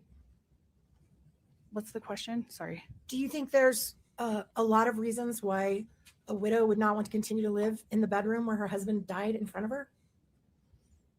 Honestly, I can see some people would and some people wouldn't. Okay.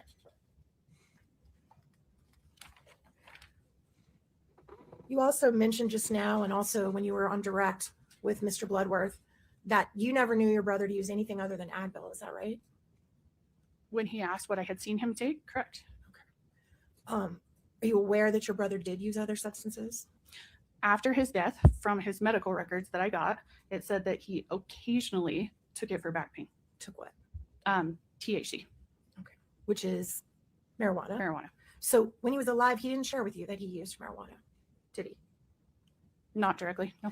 And you talked about your mom, which I think is great, was a drug and alcohol counselor. Correct. And that it was important to her that your family not be engaged with the use of drugs when she was alive. No, I said prescription medication. Okay. So your brother knew that it was important to your family. Sobriety was an important thing to your family. I'll be honest with you, my mom was not against marijuana use. Okay. But you said you were? I said prescription medication earlier. Okay. But for whatever reason, your brother didn't share with you during his lifetime that he used marijuana. No. And I know you were here during the opening statement, excuse me, Your Honor. You saw this slide of all those gummies that were seized from Eric's. You didn't know that was in his house. He didn't share I knew that Kouri had some in there. He had shared that with me. but he didn't tell you he did. No. And you also, did you know that your brother drank alcohol? I knew that he socially drank, but he was responsible. And he chose not to do that in front of you. Is that fair? Correct.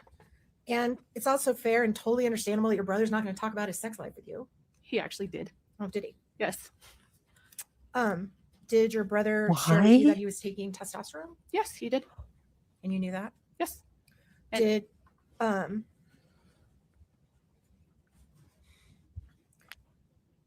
I'll strike that. No, let's hear about the sex life.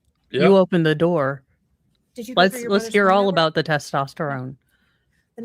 The morning after he passed, was there a period of time where you saw your sister Amy with his phone? She did have his phone. And how long did she have his phone in her possession? Honestly, I wasn't watching Amy very close. So I can't tell you. Okay.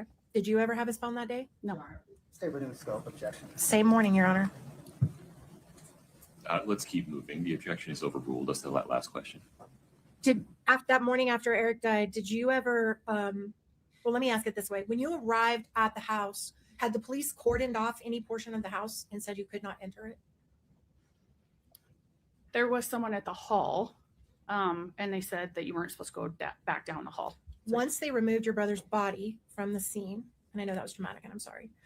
Once they removed his body, were you allowed to go anywhere in the house you wanted? Yeah. And did you see the police searching the kitchen? Yes. All right. What Just did you, the garbage in the kitchen. That was all. that was the only thing you saw them search for Mhm. was the Yeah. garbage. I wasn't around them all the time, so I don't know what else they did.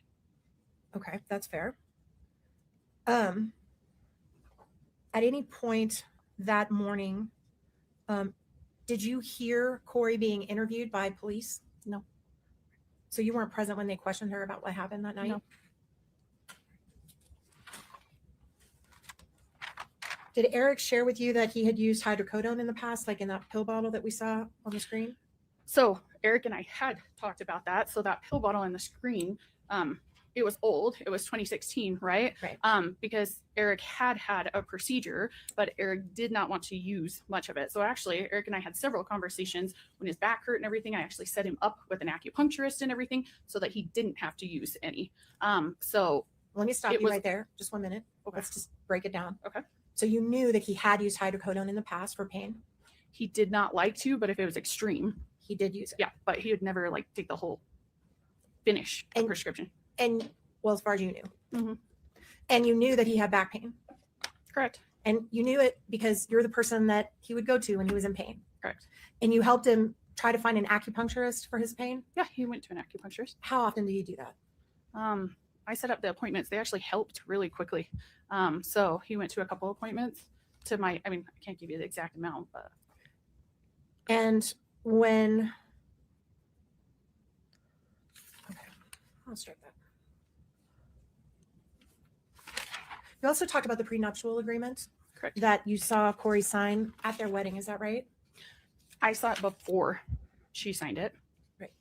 And is it true that in the prenuptial agreement that Kouri knew that if something happened to Eric, she would not recover? She wasn't entitled. She surrendered. Let me ask it this way: were you aware that as part of the prenuptial agreement, she was surrendering any claim on his business of C&E? No, objection. The prenup's into evidence. It says what it says. I don't think that's an accurate characterization. I can rephrase. The question is about what Ms. She Richens under- Benson understood. That's what I was And going to so say. you will be able to point out later whether her understanding matches the text or not. So was it your understanding that she was surrendering any claim to his business at C&E in the prenuptial agreement? Only if they divorced. If he died, then she would get the business while they were still married. But if he died, once you became trustee, you were aware that his business would actually go into the trust, not to her, correct? The business is a trust asset. His partnership is in the trust. And that was done before he passed. Correct. And again, you don't recall telling the officer that Kouri was upset about that prior to the officer coming in the house? No. Okay. The morning that you were there, was there any period of time where you were in the garage? Yes, I went into the garage. And what was your purpose for going into the garage? A medical examiner or some medical person, had asked me, do you know if Eric took any kind of pill today, an allergy pill, anything? And I said, I'll go check his truck. I know he takes allergy pills, but I'll go check his truck. So I went to the garage to check his truck. And when you were checking his truck, was there anyone back there with you? Lisa Darden, her mom, and Bree, I think it's Swerenson, followed me. And when you were in the truck, how long were you in his truck? Not long at all. When you got there, was Amy in the truck? No, At some point, did you see Amy in the truck? no, not to my recollection.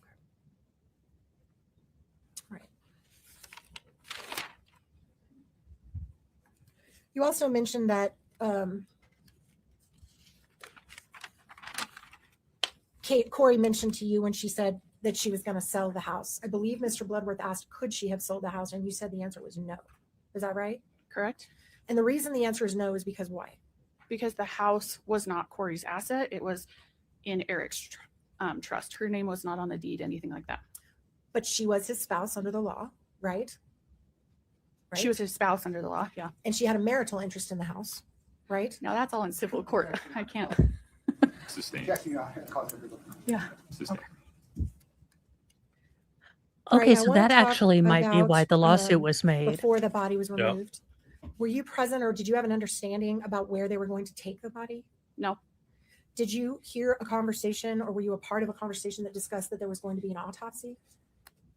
I know I heard that day that they were taking him for an autopsy. So before he even left the house, there was discussion that he was going to be autopsied. I think that's a verb. I'm not sure. I can't tell you if it was before or after But there was a discussion in the house about it. You all knew it. that they would take him for an autopsy. Yes. Okay. Yeah. And then the conversation that you testified about where there was a discussion about cremation or burial with Corey's mom. Correct. At that point, the autopsy was over, right? I don't know when the autopsy was over. When was that conversation? That conversation was on the 5th. So 2 So- days after he passed. And where was the body at that time, to your knowledge? I'm so sorry. I thought you were Yeah, finished. I sorry. apologize. Okay. Well, The Okay, question can you was ask- on the 5th. yeah, it was on the 5th when we talked about the burial. So 2 days after they'd removed, or 1 day, I'm One sorry, day. after they'd removed his body from the house. Correct. So when you were having that conversation, where was your understanding of where the body was? It would have been in one of two places, either at the medical examiner's office or at the mortuary. So bear with me then. At the point that his remains were finally interred, either through cremation or burial, that autopsy already would have happened, correct? Honestly, I remember talking to the mortuary. They were watching to see when it was done. They said that it could take a couple days because it was later. So I can't tell you if it was done or not. I can't Let me ask you this way. They weren't going to let you bury him or cremate him until they'd finished that autopsy and release the body to the family, correct? I mean, I would assume so, but I've never dealt with this with the medical examiner's office. So And once you all had that conversation with Lisa and Kouri about whether he wanted to be buried or cremated, did Kouri agree to bury him? it went back and forth for a little while. And then did Kouri agree to bury him? Yeah, we buried him. That's right.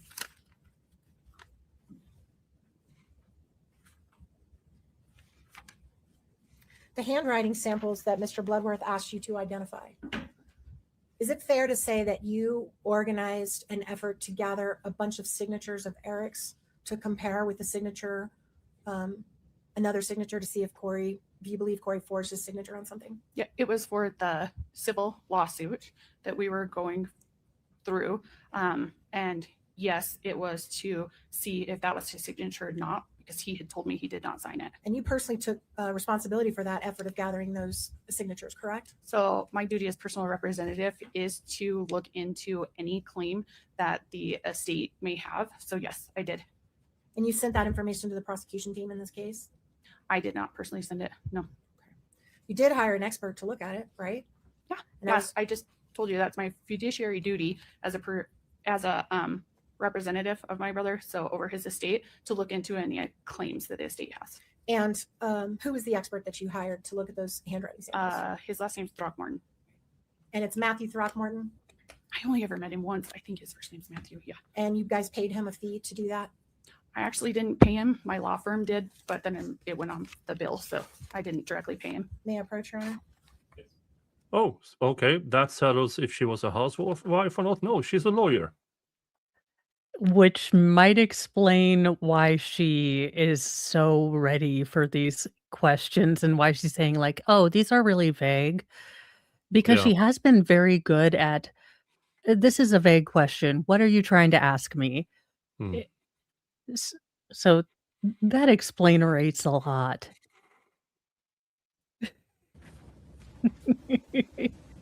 Yeah, all of a sudden her actions on the stand makes more sense now. I did not know she was a May lawyer. I approach, Your Honor? Yes. Handing you a document that's been marked IMP. Or it might be the firm that they Do you use. recognize that document? Yeah, but why would she I actually do use not. her I have not own seen this firm to Okay, I'll take it back. do the investigation, to pay the investigation? Did you pay other experts in connection with this investigation? I did. Who were the other experts you hired? Is Brooke Carrington one of them? Objection, point of clarification. When she says this investigation, the Yeah. criminal investigation or the civil investigation? Provide a little more foundation, please. Yes, Your Honor, I'm happy to. Did the trust hire a woman named Brooke Carrington to do a financial investigation on Kouri Richins? It's really tricky. It would actually be the estate that did, not the trust that did. So Brooke Carrington worked for the estate. And were you also in charge of the estate? Correct. I am a personal representative for my brother. And you personally paid Brooke Carrington? Correct. Okay, may I approach, Your Honor?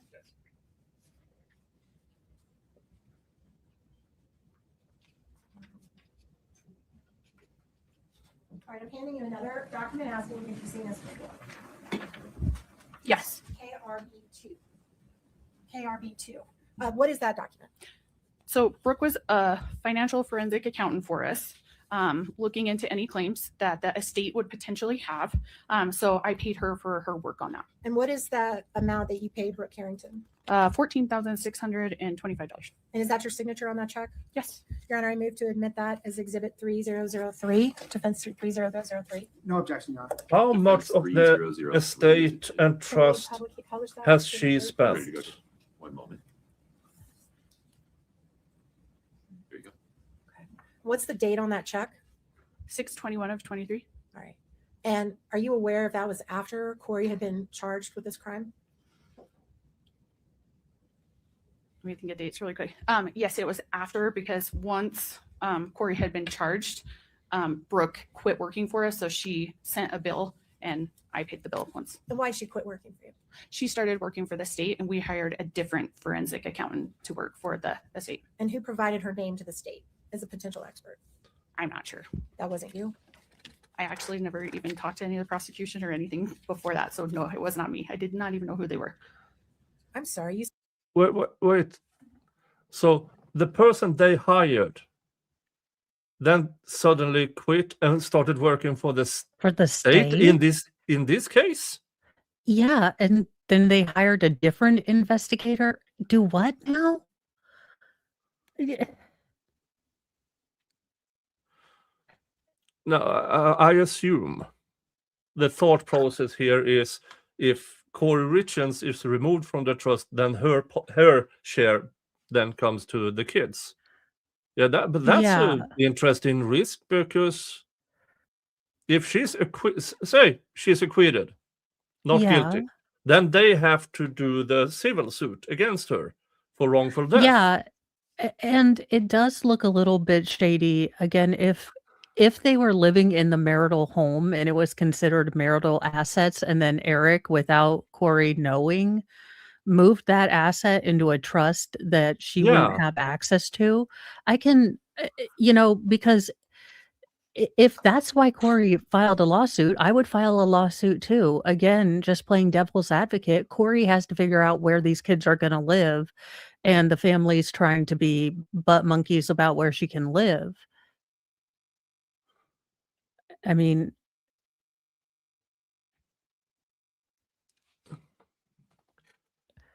This is, yeah. and why would the state want to take over and obviously bias it? Because let's be real, the family does have a bias or a lens that they were looking at this through. Mm, How can they be sure that this investigator who's done all this work, yeah. isn't tainted by being associated with this private investigation for the family? Yeah. And if she took money, so okay, she here, Katie, is in charge of the trust. She's in charge of the estate after her brother, and she takes money from the trust to pay her law firm, which she works at. Well, it could be the firm That's for the family. I don't know if she's a lawyer, because it could have been our firm, like the firm that the family uses, because it seems like the Richens family is from some level of wealth. So, because you would think as an attorney, she'd have eyebrows. It's very hard to do a shocked face with no eyebrows, but she's doing it.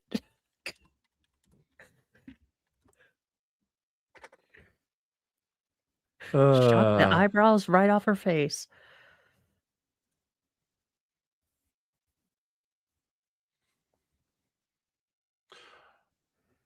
okay. Now she is not an attorney. You're correct.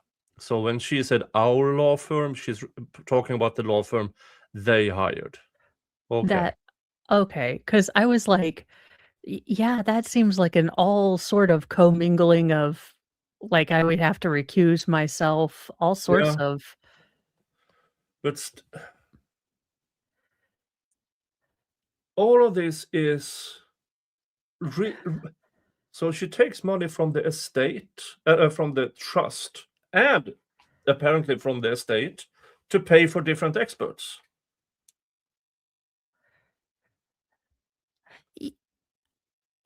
And I get that. Yeah. I mean, because if you genuinely believe that this woman had something to do with your brother's unaliving, then yeah, you don't want this heifer to get any money. Mm. Maybe there's a reason the state started off with these two, because these are the ones that muddy the water the most for the state. Yeah. And then Yeah. we'll get to investigators. All of this is really, really weird. Yeah. Everything, because apparently some of it's so she's not a lawyer. They use a law firm but they also hired themselves other experts that the law firm didn't hire, probably because hiring an expert via a law firm is fucking expensive. So better off if you hire them yourself. But what I'm using money from the trust doing it. Well, I mean, That is yeah, I guess it does open up a can of worms, and maybe that's why the state started, because they knew the defense was going to really attack this witness, and maybe this is their yeah. most shaky witness. Because and I think that, look, it's human. This woman honestly believes Kouri took out her brother. Mm. She's in full protective. I'm protecting my nephews. I'm protecting my family. So you can understand that, but there's also, you would think if you wanted justice for your brother, you would make sure that there didn't look like there was any impropriety. And Mm. is this expert like the best financial auditor in the state? Is that why the state picked her? O- it seems too incestuous, and I don't mean to use that Yeah. word, but it does seem to be like the state listened at this point, and we have only had 2 witnesses. It seems like the family thought something was hinky and led the police until the police, found some stuff. Yeah. And if they You haven't found talked to the stuff based on their investigation, it's kind of moot. Yeah. For that. So no, it was not me. I did not even know who they were. I'm sorry, you said you hadn't talked to the prosecution prior to June of 2023? Prior to her being arrested. Let me clarify to make sure that I don't impeach you for something you're not meaning to say. Oh, okay. When you say the prosecution, you mean the actual people sitting at the table, not Yeah. their investigators. Oh yeah, them. Because you had talked a lot to the investigators prior to Kouri being arrested. I had talked to investigators. I had never talked to these guys. Totally fair. I just didn't want to come out. Sorry, Nope. The difference. I wanted Thank you. I wanted to be right. So to go back to that, you had talked a lot to the investigators that were investigating this case on the criminal side prior to Kouri being arrested. I had talked to them. And as a matter of fact, on March 21st of 2022, so before there was an official finding of Eric's cause of death, isn't it fair that you sent an email to the chief detective, the same one you talked to in the driveway or outside the house, with the timeline of everything suspicious that Kouri had done in the last multiple years? I can't remember the exact dates. Okay, let me approach. Yeah, but the jury can also say, hey, good instinct. Let me approach, Your Honor. I love that she created her own Request you timeline vote of to, premeditation. Leave to Yeah. approach the witness as needed. Thank you, Your Honor.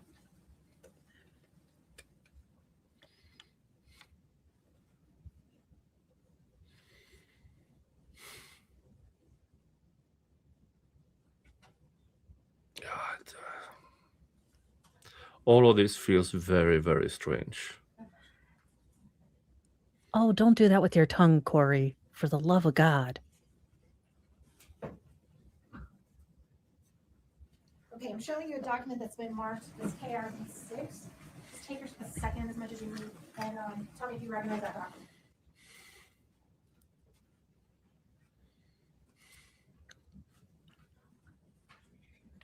Nothing's more dangerous than a woman with access to Google and spite. This woman had a 90-page timeline of every sus thing Kouri had done since childhood.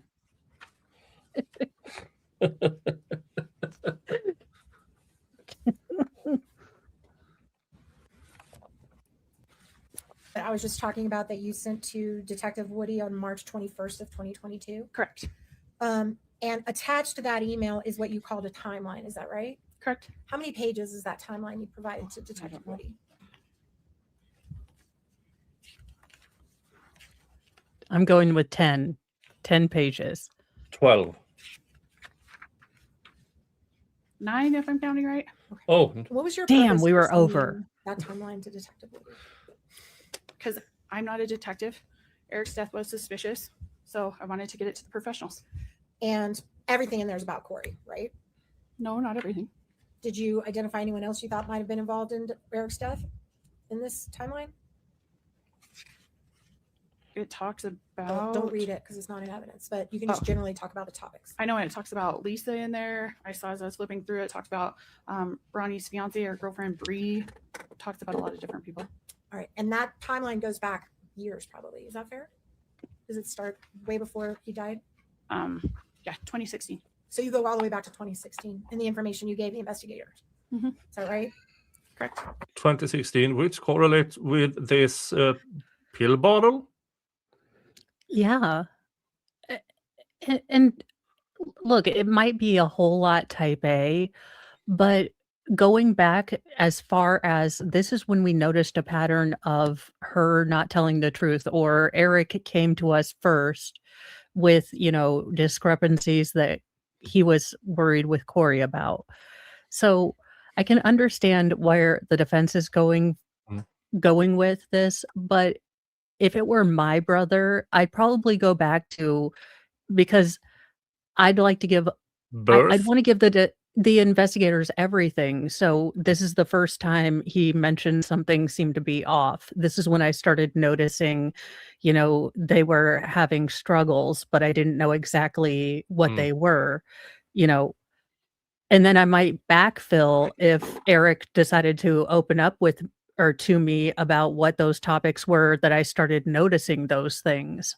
So she could be just a really type A person. I tend to, if I'm going to a new pain doctor, type out my own notes just so I can have a clear kind of thing and give them something because it's a lot of information. So this seems like something that a type A person, not to mention just a scotch of spite and hellfire, but this doesn't seem like something that I wouldn't do. Yeah, If I were, the more she talks about this, the more it looks like, yeah, good instinct. Look what we found. So maybe not the wisest of choice. Okay. And then do you remember shortly after that you did some investigation into Kouri's business online and forwarded that to an investigator? Do you remember doing that?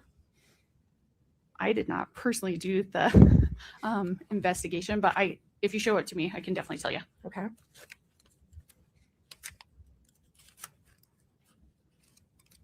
All right. May I approach her? I forgot. Sorry. It's habit. That's federal court.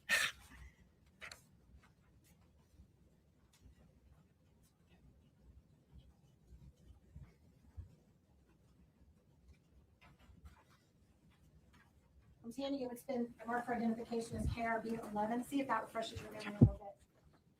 Is that your email address? Correct, it is. So that's you forwarding to the investigator background information on Kouri's businesses? Correct. All right.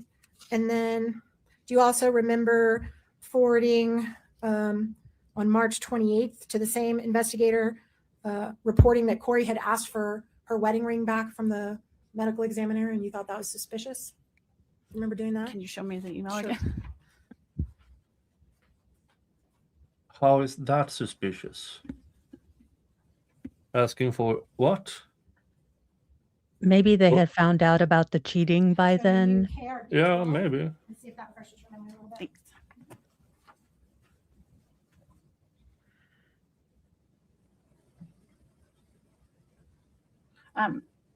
Not her wedding ring, my brother's. I'm sorry, the ring that he wore Correct. on his finger. And she was asking for it back, right? Correct. And you thought the detective should maybe test the ring, or you thought that was suspicious and you reported that? Yeah. Also in there, you talk about ring cameras. Did you share ring camera information with the investigators? I did not have the ring camera information. Do you remember in May of 2022, suggesting with the officers, the investigating officer, that Kouri may have tried to kill your brother on Valentine's Day with Yes. a sandwich? Yeah. Okay. Because my brother talked to me about it. Can you show that? As far as you know, had that information ever been imparted to them before you gave that to them? I would have no way of knowing that. Okay, fair. Did you also do some online sleuthing into her mom's Venmo and Susan Kohler's Venmo? I did not personally. Did you forward that information to the investigators to use in their Can I see investigation? the Sure. email, please? Okay, Nick, can you pause it real quick? Because I think this is going to be an important question. So, what are the parameters by which a private investigator can look at things versus a police officer? And then are there issues with them taking an investigation from, let's say, a private investigator who may not have to have gone through a search warrant and things like that to get what they Well, got? they can only go through legally obtainable records. Okay. To my understanding, I know what it's like over here, but I can't say if I would assume you're not allowed as a PI in the Utah. But how did he get a hold of the Venmo records? Yeah, that's kind of what I'm wondering, because I would think you would need a subpoena, and you're a private investigator, not the state. Yeah. Yeah, I mean, I'm not a PIologist, so I don't know. But This is how? yeah, because I'm all the confused. Yeah.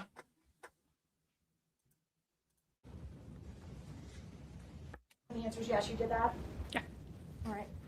Your Honor, objection, this is the email. There was no sleuthing into Susan Kohler's Venmo. It was just into Lisa Darden's. I'm sorry, it does mention Susan again. You want to see it again? Do you want to just show the jury what it says instead of just talking about it? Sure. I move to admit the exhibit. And Katie, can you pull that up? Any objection, Mr. Bloodworth? No objection. Give me the number one more time, Ms. Nestor. It would be 3004. Okay. This will be D3004. This is, for the record, an April 25, 2022 email from an email address in bold print indicated as Richens Benson. We'll publish it now. Can you blow that up, please, so Jerry can see it?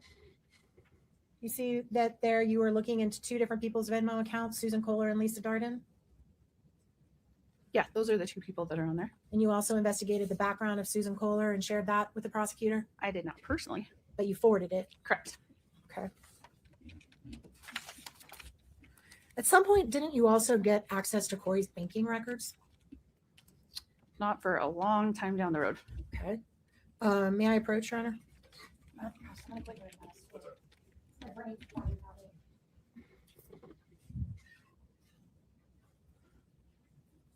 I'm going through here.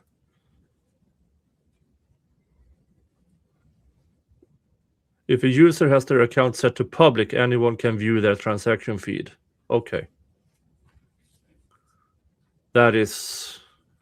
I'm showing you a letter that's marked for identification as KRB 16, a letter dated November 7th of 2022, which is a few months after Eric died. Can you just read that for a minute and tell me if you remember that letter?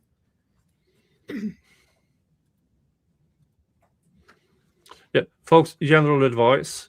Do not have Venmo public. Honestly, I've never seen this before. Okay, totally fair. Do you want me to keep reading the whole thing? If you can't identify it. Okay. I might have read it. Uh-uh. Do you remember being asked how you obtained Kouri's private bank records without her permission? Did anyone ever confront you about that? I think we're talking about two different things. The only bank records or banking that we have received is through the litigation for the civil lawsuit when the trust was granted a constructive trust. And so that's the only thing. So in your role as trustee, you went about to get her private banking records? No, it's all litigation and it's really hard for me to go through it. I mean, my lawyer's here. He can speak to it a lot better than I can. Definitely don't want you to have to become one of us, so don't worry about it. You also had multiple interviews with the Summit County investigators. They came to your house once and interviewed you, is that right? Yeah, that actually makes sense. If Kouri Richins sued and the court allowed for her bank records, but she sued after 3 weeks. Is there more civil suits? Well, yeah, I'm wondering if because of moving the house, maybe with it being close to the death, and then that would potentially leave her without a marital home or a home for the children that could be considered hers. I don't know. I Yeah. feel like like I said, because I didn't watch the rest of this, so I feel like I'm watching season 8 of Game of Thrones, and I'm like, so what Yeah. is this all about? Yeah. Correct. And you also interviewed with Detective Woody, I think here or in this area, in this complex somewhere. Correct. And you also had multiple phone conversations with the prosecution. All this before Kouri was arrested. Is that right? I mean, we just looked at a bunch of emails. They have to be more precise. Precision matters in this business. Is it fair to? The prosecution I'll withdraw. Is different. The prosecution may mean different things. I'll rephrase it, Your Honor. I'm happy to. Thank you. It was a little confusing, so let me try that again. Is it fair to say you had regular communication with the investigators in the criminal case almost immediately after your brother's death, even before they got into the house and after? I did talk to the detectives, yes.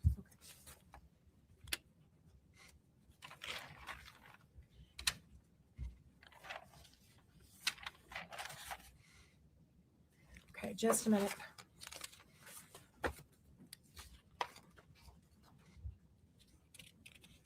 Were there occasions where you sent potential witness names and contact information to the investigators on the criminal side? That was in the email you sent. There were some names. Okay. Do you remember? Oh, let's strike that.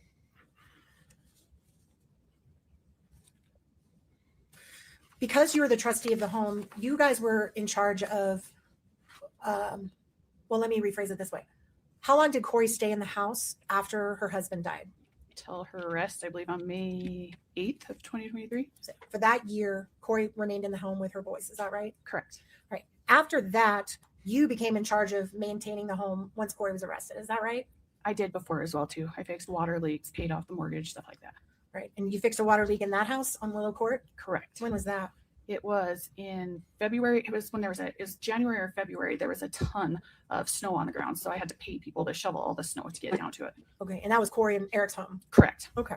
Well, at the trust house. Got it. I understand. During that time, were there times where law enforcement needed access to the house to search it? Are you talking after? After Kouri's arrest, sorry. Yes, yes. All right. About how many times did you guys have to provide access to law enforcement to search that house? I don't know off the top of my head. If I were to say around 10, 11 times, does that sound completely out of bounds or does that sound about right? So I put my husband over all of that. So I'm not going to have the best knowledge of that. So that would be your husband, Correct. right? But the private investigator that you guys hired answered to you, right? Not your husband? He was hired by the estate, So he communicated with you directly.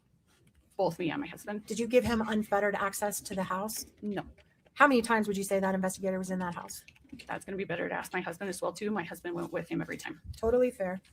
Did you guys have the video equipment set up inside the house? Like cameras to Yes. monitor? Yeah, yeah. When did you guys put that in there? I apologize, but that is also better to ask my husband. He was over all of that. All right. Court's indulgence for just a moment, Your Honor.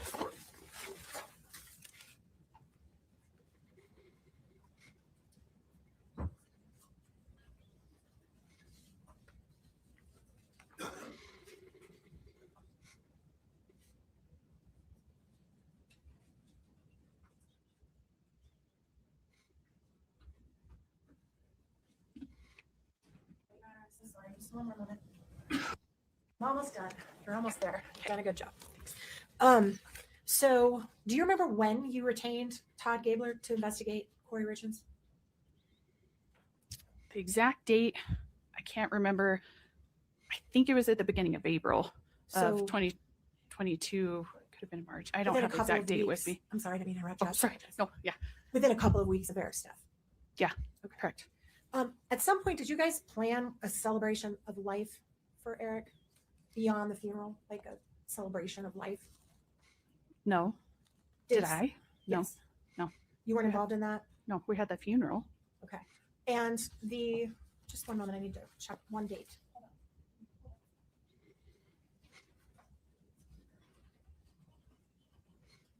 What was the date of Eric's funeral? Really sorry if I'm wrong, but I think it was the. Let's see. I have to see a calendar. I think it's March 11th. So I think. within a week or so of his death, probably, give or take. Yeah, it was quick after.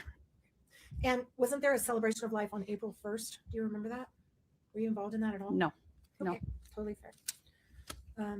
Is Ms. Richens Benson, that is all we have. I'm sorry for your loss, and thank you for answering our questions. Thank you.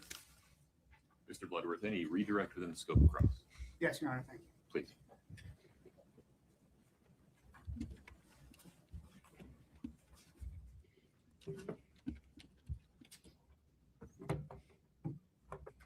Ms. Richens Benson, you just discussed with, Trying to get hit the game, Scott. I don't know what caused that, but let's avoid that in the future. Keep going, Mr. Bloodworth. okay, Ms. Richens Benson, you just testified in response to the defense questioning about a civil lawsuit. Correct. Did the civil lawsuits begin on March the 28th, 2022, about 3 weeks after Eric's death? That is when it was filed. It was threatened very quickly after Eric's death. And who filed the lawsuit? Kouri did. Against who? Against me as trustee of the trust. And to defend against that lawsuit on behalf of the trust. Correct. You employ Mr. Throckmorton, or your lawyers employ Mr. Throckmorton and Ms. Carrington. Correct. And then Kouri Richins was arrested on May 8th, 2023. Correct. After May 8th, 2023, did the state or the trust employ Mr. Throckmorton or Ms. Carrington? No.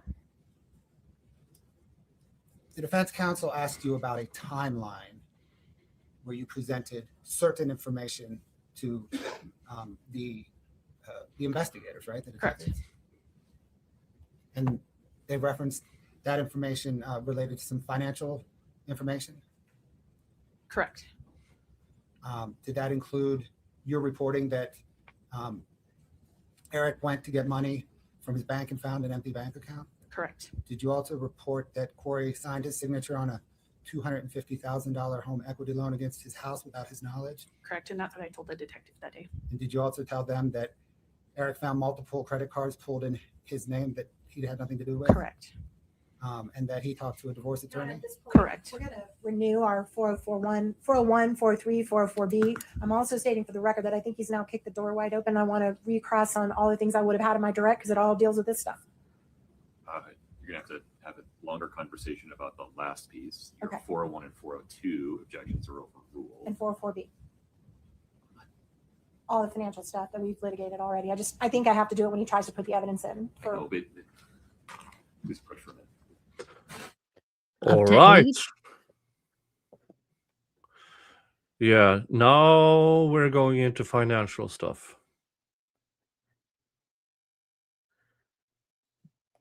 Because apparently this is one of the things that the defense do not want to wait until their case in chief. And Because- there might be some explanations for why Kouri needed money or why. Now, I don't know why there would be explanations for why Kouri signed, Eric's name to a $200,000 home equity loan that he knew nothing about on a house that she didn't or wasn't on the deed for.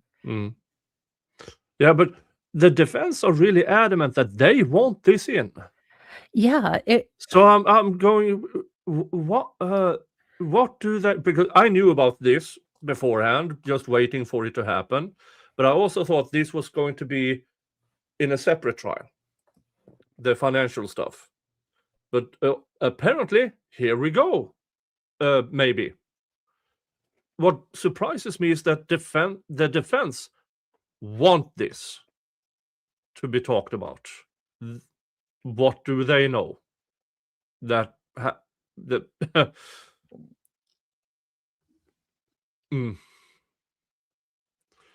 yeah, treaty. Her memory is back again. Yeah. yeah. Ms. Richens Benson, you still have some more? Yeah, I do. Okay. Thank you. Mr. Bloodworth, your next question, please.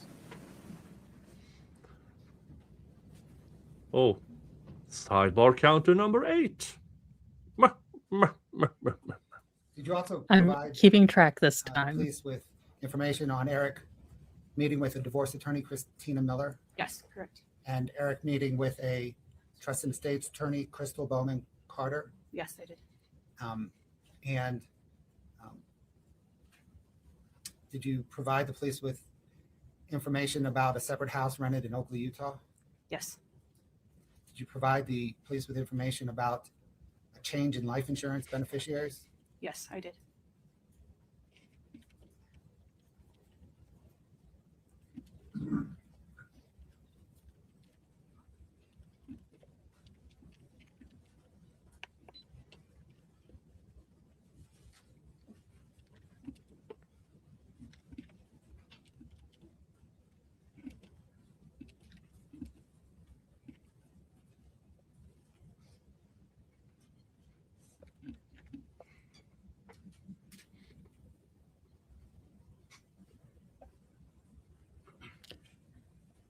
Yeah, yeah, exactly, Eugene. Why would the state want to keep Provide out police all with the information financial on stuff and the Well, defense wants it Friends in? of Maybe this wasn't the witness defendants' they were marriage going to that they bring should in. Potentially interview. Yeah, Correct. maybe. Did you provide the police with information about a discussion involving the trust and control of the house 2 days after Eric died? Correct. You're referring to the altercation on that, right? I am. Okay, yeah. Altercation? Then did you provide some information to the police regarding, I think you mentioned earlier, like a demand notice as it relates to the civil lawsuit? Yes. Thank you. Nothing further. Your Honor.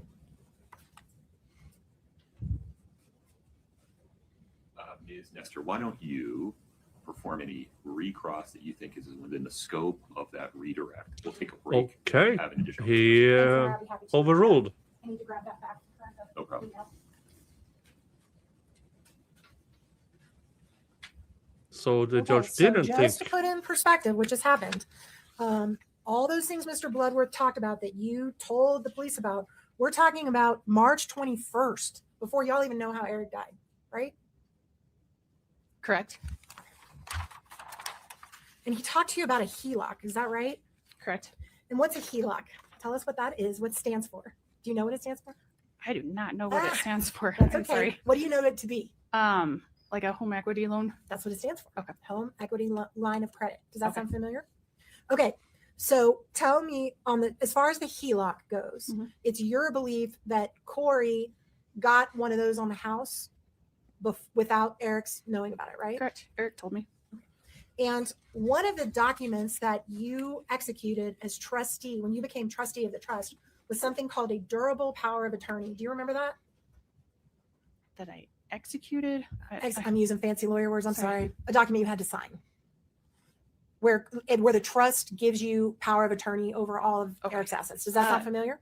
Yeah, I was his power of attorney. Right. Yeah. I And don't that think it was- was durable. I think it was power of attorney. Just leave that word out. It doesn't even matter. All right. So you had a power of attorney, and that was before Eric died, right? That I had a power of attorney Uh-huh. before Eric died. To be trustee, if he ever did die.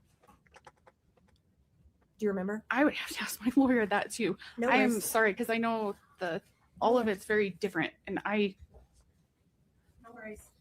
I don't want to turn you into a lawyer up there. Okay. This is actually really important. Okay. So there was a time where you had to revoke all prior power of attorneys that were granted by Eric in order for you to have the final power of attorney, right?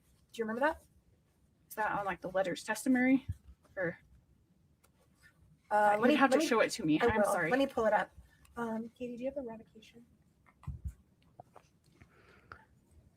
I mean, if this is in the weed lawyer stuff, Let me look at what the Yeah. number is. Igor, did the prosecution overlook It's something here, because the B5 family gave them or everything on a 6. platter? It's probably Yeah, see it? possible. yeah, the revocation. Okay, can you pull that up on the screen? Only for, Your Honor, we only want to show this to the witness and counsel Understood. for right now.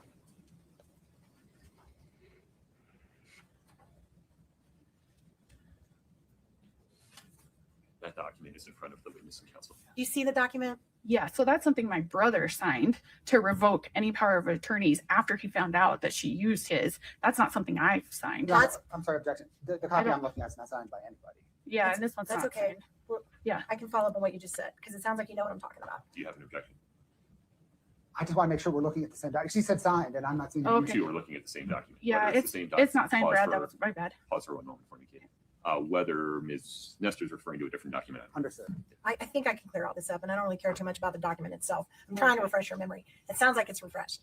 So you remember that Eric had to revoke power of attorneys that Kouri had previously had. Yes, Eric did revoke it. And you remember what that means is she had a previous power of attorney from Eric. Is that right? She did have her previous power of attorney, but he did not know that she used it and Okay. took out the money. But the power of attorney she had, and he was upset about it and wanted to revoke it so she couldn't do it again. Is But- that fair? No, to be fair, he said he never signed that one. So there's a lot of litigation on if that's actually proper or not, because he said he did not sign that one. But she did have the Your signature Honor, on hold it. on just a minute. Yeah. Your Honor, we did not ask her to say what Eric said specifically.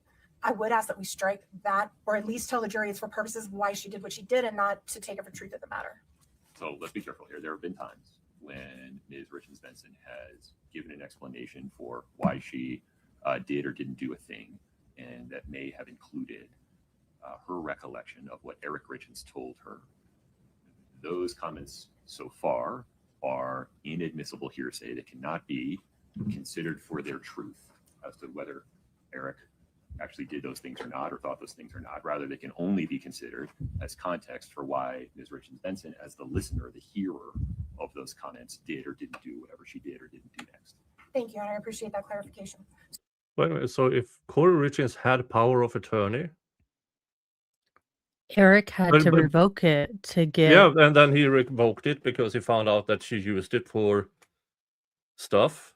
But if she was power of attorney, but that is in case of if he is incapacitated or something like that. Was he in the hospital a lot? And then she said, "Hey, I'm going to give myself $250,000." Well, improper but illegal. Well, unless he was required to sign something, and it sounds like Yeah.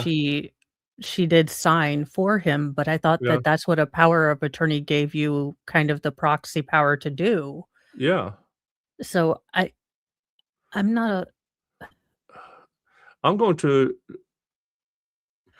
because I know there are some civil attorneys who is covering this. I want to hear their comments because this Yeah. is out of my wheelhouse.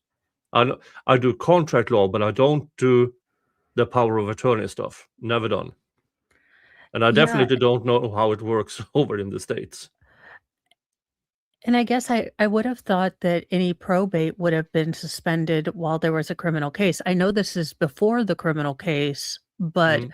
I thought that any criminal case would have suspended the civil case. So is that something that she can't speak upon since it's kind of in a holding pattern? I have no clue whatsoever. So to go back, it's your understanding. I just want to I'm not going to beat a dead horse here, but I'm hearing you say that you knew that there was a previous power of attorney that had been given to Kouri, whether Eric signed it, didn't sign it, that there was a dispute about that. And at some point before he died, he said, I'm going to revoke all previous power of attorneys, including that one. Yes. That's what I needed. Thank you very much. Also, Mr. Bloodworth just asked you about Eric seeing a divorce attorney. Do you remember when that was? The dates and everything, it was in 2020. So It was before he did his will, about 2 years before he passed, he saw a divorce attorney, right? a year and a half. And is it true that you or your husband are the person who set that meeting up with the divorce attorney? Correct? Which one of you? My husband. And did you just know this person? So you're like, hey, use this lady, or why were you involved in that? I wasn't. I just said it was my husband. So you'd have to ask him on that. Totally Sorry. fair. Also, Your Honor, because Oh, Yeah, correct. okay. So the animosity was Has way been- before, has been brewing for years. Yeah, which And explains the time. it just happened to be correct. Maybe, It- allegedly. And that explains the timeline. That explains why she was so eager to give. If she's known or suspected that she's doing all this stuff, Mm. yeah, this explains why she has such a, because I kind of wondered why she had such animosity towards Mm. Kouri, but this sounds like Eric had confided in her, and Mm. being the, big sister. Yeah. just to be safe. Oh, here we go again.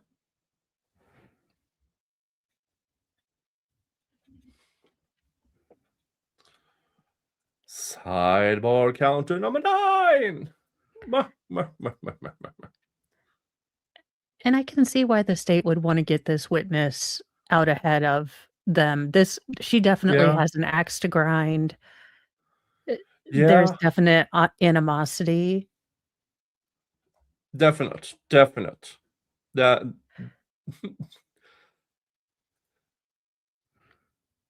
yeah. This is strange. When you were previously being questioned by me, I asked you a question and we decided we weren't going to go into that, but we are going to go into it now. So I'm going to ask it very specific. Okay. Did Kouri ever ask the trust to pay her any money in the year after Eric's death, separate from the litigation? Did she ask you to make any disbursements to her or the boys in the year after Eric died as trustee? Not that I can remember. That's all I have, Your Honor. And we will fully release this witness. She can remain in the courtroom for the remainder of the trial. Mr. Bloodworth, any additional questions for Ms. Richens Benson? No, Your Honor, thank you. You're welcome to step down. Okay, Thank you. Watch your step, please. Yes. And I believe the trial is supposed to last up to 5 weeks. Yeah. So-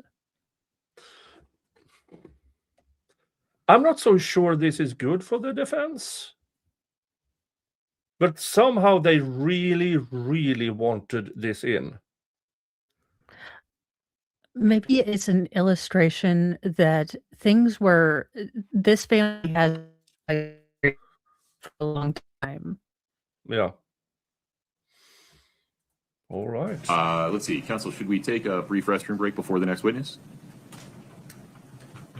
Not knowing how long the next one will take, Mr. Bloodworth. Your Honor, state will probably need 20 minutes. Folks want a restroom break? Want to stretch your legs? Nobody. Everybody's shaking their head no. Okay, let's keep rolling. All right. All right. Next witness. Let's see if this one is clearer. He looks like a cop. Do you solemnly swear the testimony you're about to give in the matter before the court to be the truth, the whole truth, and nothing but the truth, subject to the pains and penalties of perjury?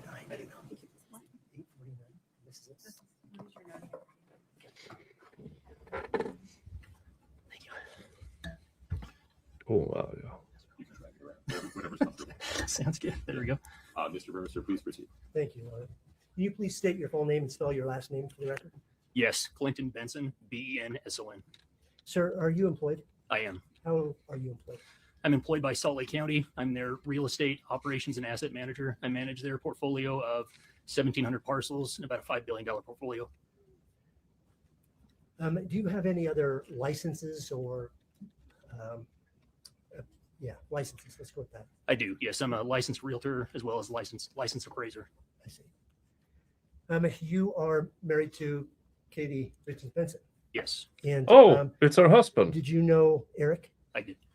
and Kouri? So his competition. If he's a realtor in the same bracket, then they are competitors. Okay.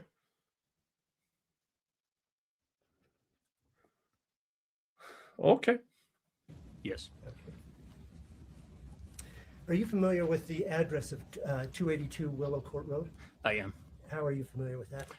That is one of our prior homes and Eric Richens' home. Okay. So you lived in it beforehand, Yes, we did. and then what happened? We sold the home to Eric Richens.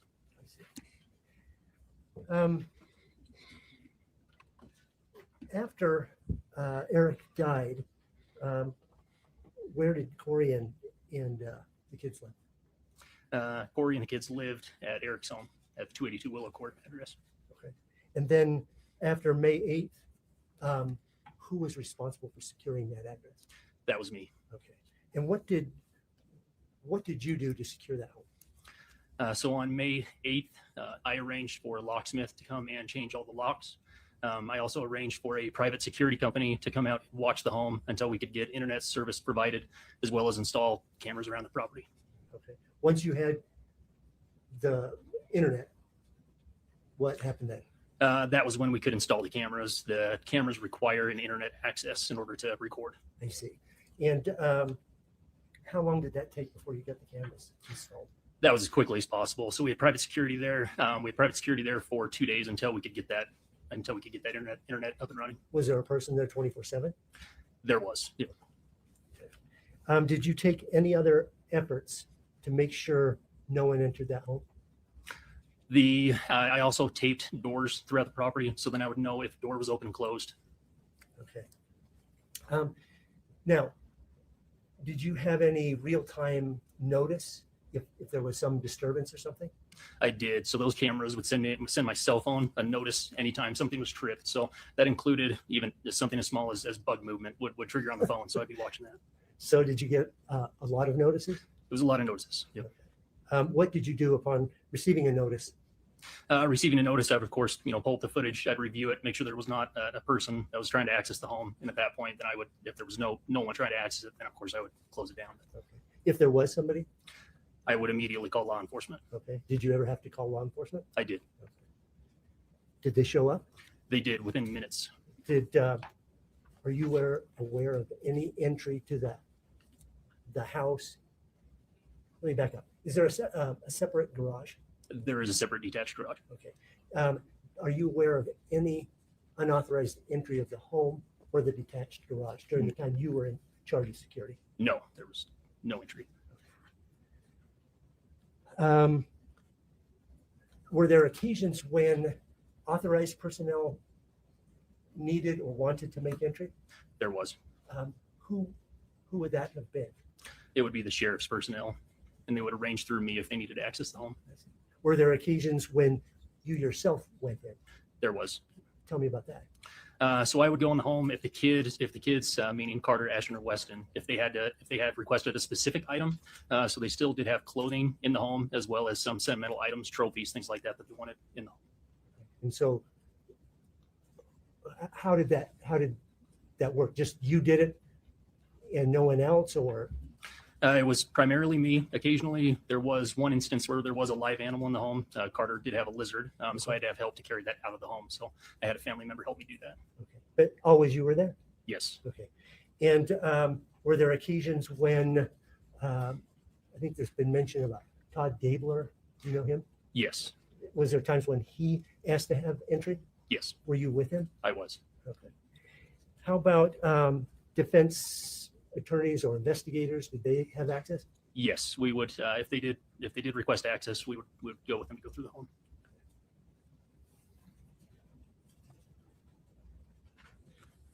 When you were going through the house, did you ever, not through that, when you were inside the house on any occasion, did you ever see a missionary journal?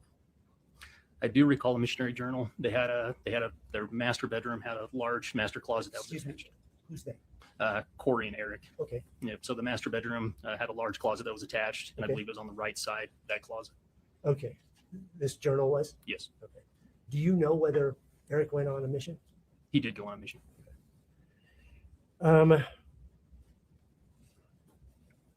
During your time in the home, either during this period or other occasions, did you see some written coupons? I did. Yep. Where did you see those? In the master bedroom. When did you see that? Do you recall? I Approximately. don't recall when I After saw it. after May 8th, 23? Correct. Yep. I see.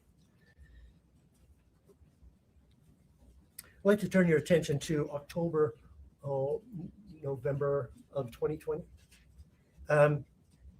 Were you present with Katie when there was a phone call from Eric? I was. Okay. And could you hear the phone conversation? I could. She had it on speakerphone. I see. You had met Eric prior to that. I mean, you'd known him for some years Yes. before that. Yes, So could you tell what his demeanor was like? I could. He was extremely distressed. I mean, he was really upset. Angry upset or sad upset or a little bit of both? I mean, It was a combination of both. I see. Did he explain to you why he was upset? I'm not asking you what he said. I'm asking, did he explain why he was upset? Yes. Okay. Having heard that, did you do something to assist with the situation? I did. What did you do? I knew he was on his way over to our home after overhearing the conversation with Katie. In the amount of time it took him to get from where he was to our house, I was able to pull up the Summit County website, the recorder's website, where I could pull up the property address as well as the parcel ID and be able to view all of the recorded documents against the home. I see. And when you looked at that, did you find something that concerned you about the 282 Willow Court? I did. And what was that? I found a $250,000 home equity line of credit that was taken out against Eric's house. Did you pass that information on to Eric? Yes. After that conversation, that passing of that information, can you relate to us Eric's demeanor from that point? Yeah, his demeanor was still very upset and very sad in general. So, do you know what he did following that? What he did following that, so we had a discussion about divorce attorneys while he was there Okay. as a result of finding out about that line of credit. So, how did you suggest a name? I did. Was that on request, or were you encouraging? It was on request, and so I mean, obviously Eric was extremely upset about what was happening, and it was just that conversation we were having where it was the next step would be to get a divorce attorney involved. And so, did you suggest a name? I did. Who was that? Christina Miller. Did you work out a system of communication between Christina Miller and Eric? I did. And what was that? Could you just describe it? So I was an intermediary. So I would handle phone calls as well as emails back and forth. So Eric, they had requested certain amounts of information from Eric, and I would handle that passage of information. Okay.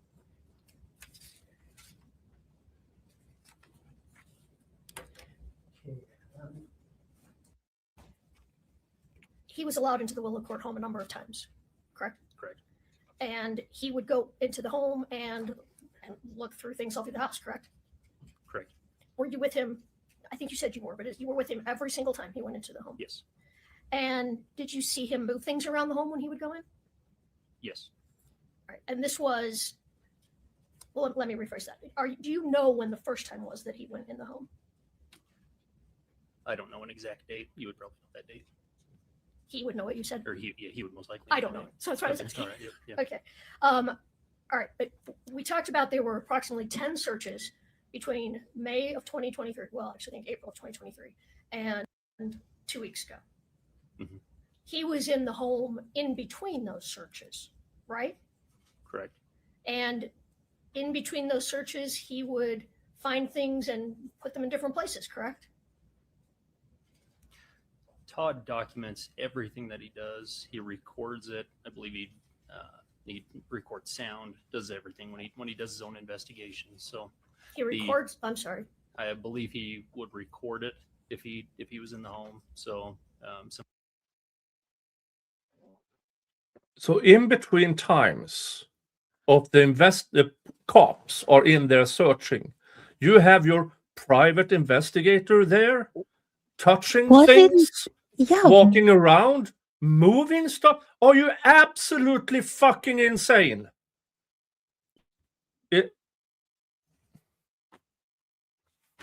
How is anything found? I mean, I would argue, I assume the defense have tried to do this, but everything between from the moment that PI set foot in that home, everything the cops allegedly found after that fucking admissible. Why would they be going on in tandem? Why is the private unless Nikki is there for the civil case? It doesn't really matter if the cops have an open investigation. Oh, and she's gone. If the cops have an open investigation, now, did they tell? Do not go into the house and change anything? I don't know. That would be really, really interesting to find out how they could do the tandem thing and be perfectly okay with it. Yeah, it's a contaminated crime scene. Hello. My internet is flabbergasted. Mm. It can't figure out. Yeah, the moment the investigators walks around and touches things, every piece of evidence found from the moment he set foot, I don't care if he recorded it. Don't care at all. It's a contaminated crime scene. Also, I mean, the fact that the family has access to it kind of seems to indicate that the scene had been, or the house had been released. I don't understand what is going on. Yeah, and they are letting the cops in and out, so they don't need a warrant or anything. But still, it's a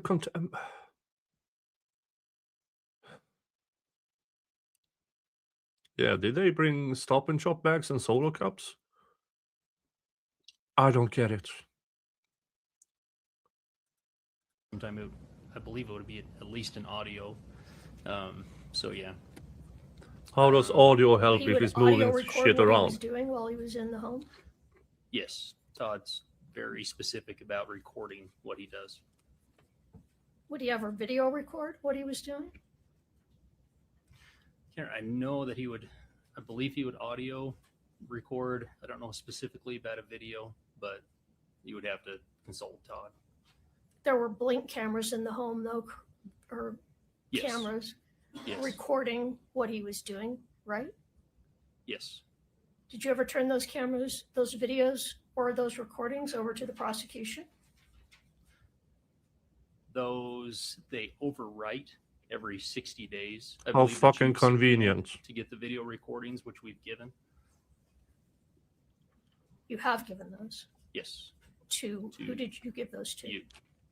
If we were subpoenaed, we provided the video recordings. Right. We'll get back to that in just a minute. All right. So, did he ever take things out of the home with him, Mr. Gabler?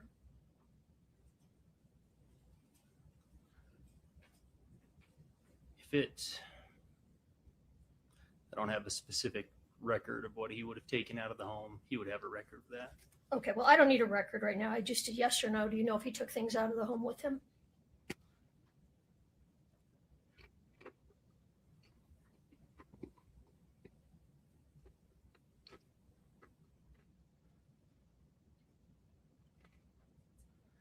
I'm thinking that he may have taken some documents, but I couldn't tell you exactly. He would have a better record. If he took anything out of the home, would he provided that to the detectives or to the prosecution in this case? Yes.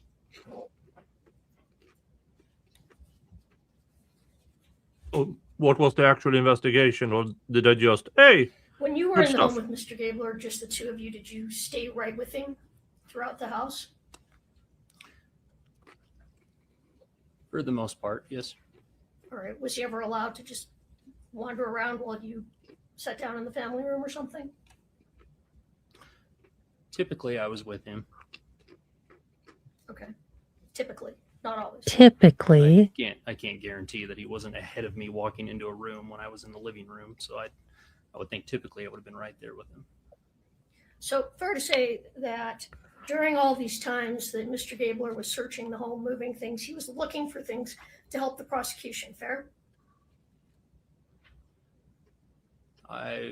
No, that's not fair. What was he looking for? Todd was doing his own analysis.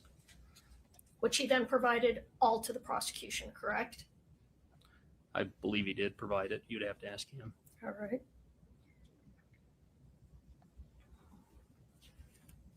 Now, there were times that you were alone in the home, true? True. And what were you doing in the home when you were there by yourself? When I was in the home by myself, it would be property management type things. So it would be flushing toilets, making sure that water would still run, making sure water wasn't leaking, making sure water heaters were turning over so that way they didn't go moldy, things like that. So it was primarily home maintenance type things. Again, if I was requested to pick up an item by the children, then I would go and pick up those items. But that would be the only reason I was in the home. Okay. So you were in and out of the the main bedroom, Eric and Kouri Richins' bedroom? Yes, there's a bathroom in there. So And you were in and out of the bathroom? yes. All right. I have a few more questions, but can I just have one moment, Your Honor? Of course.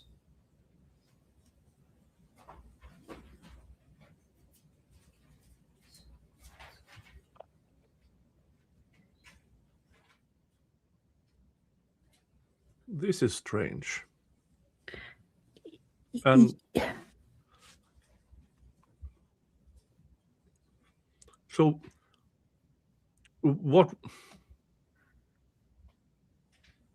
what item? I mean, you have to now. They will probably call this this PI as well.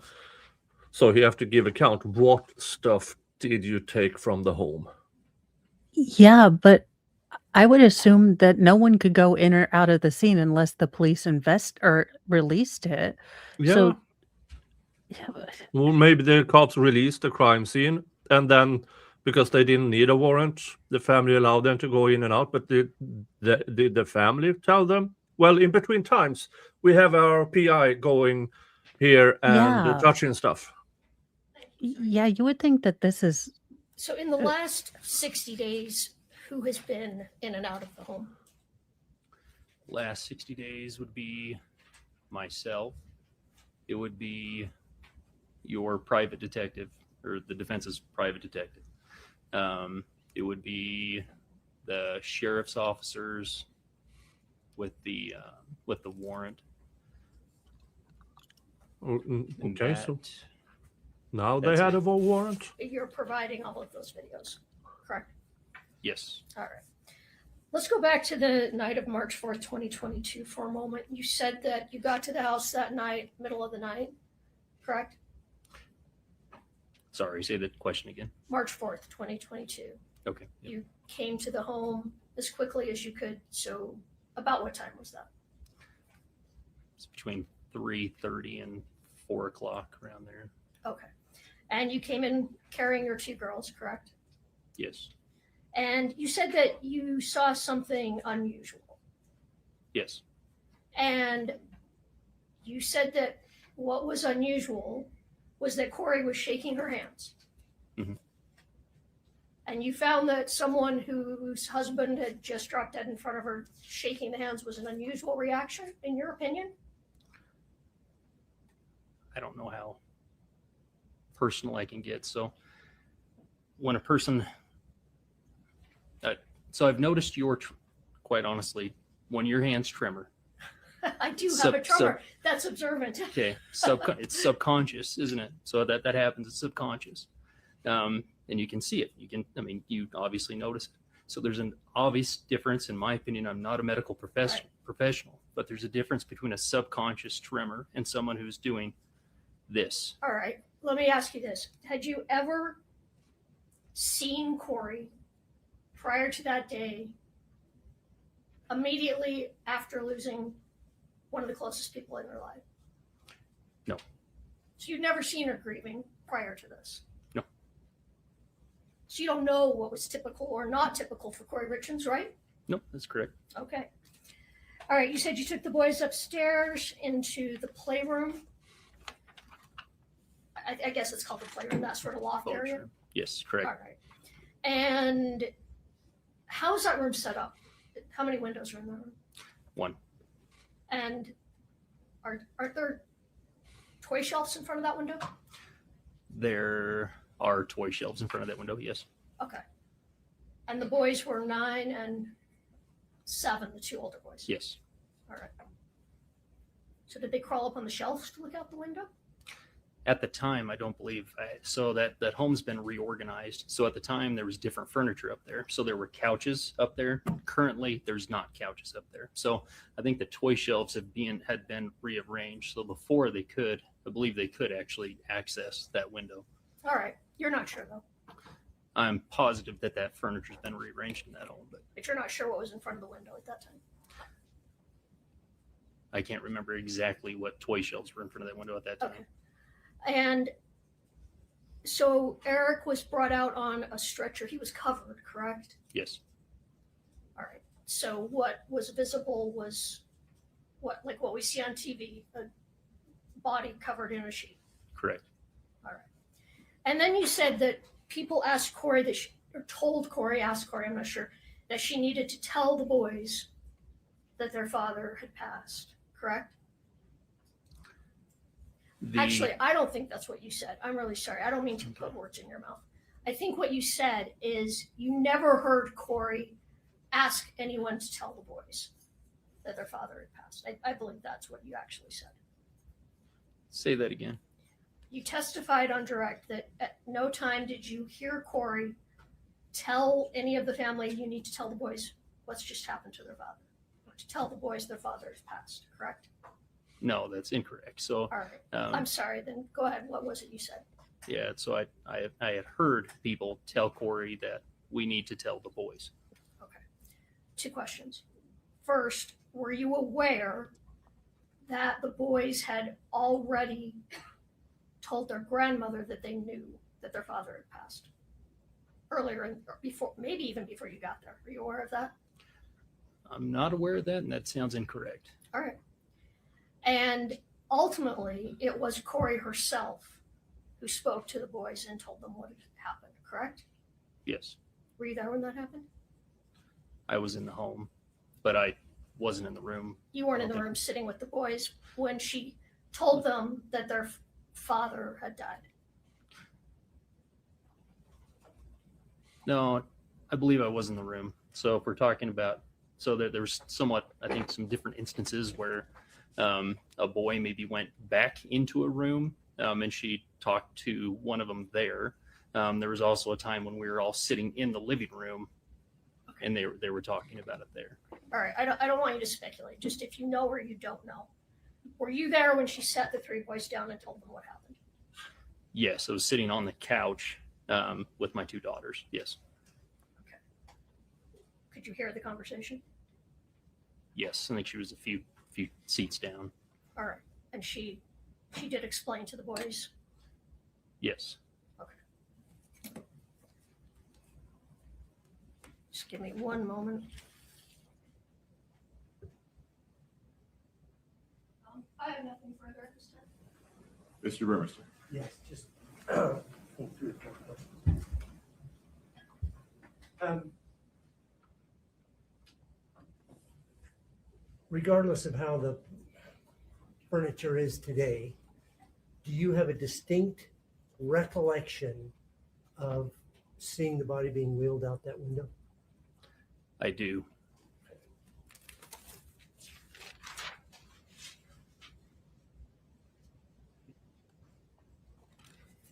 Was there any occasion when you were with Mr. Gabler after charges had been filed? Well, first of all, I'll ask that. After, yeah. After in the charges moment, filed, yes. ever go in with Mr. Gabler? Yes. In those instances, did you ever see Mr. Gabler identify something and leave it and tell the police later? Absolutely. Yeah. Todd would not, if anything was of interest, he would immediately call the sheriff's office and it would be documented. Did you ever see Mr. Gabler So, bring items in and leave them in the house? No. So you. why would the cops even allow the PI to do that? Yeah, what the hell? Eric bought the home in 2012 Yes, from you, correct. Me and my wife. and the next summer, 2013, is when Eric married Kouri, correct? Yes. In the backyard of that house. Correct. Correct. Thank you. Nothing further, Your Honor. May this witness step down, Ms. Lewis? Can I ask just one question? Of course. My feet too. I say that and I end up. I understand.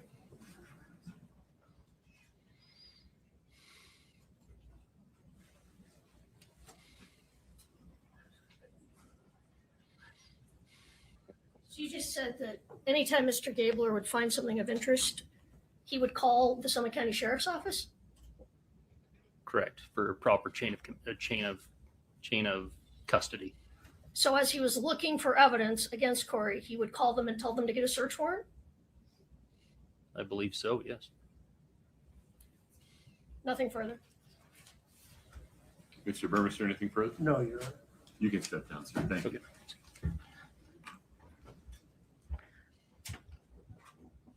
That feels so damn That weird. can't be kosher. No. The state's next witness. Deputy Wynn, please. Okay.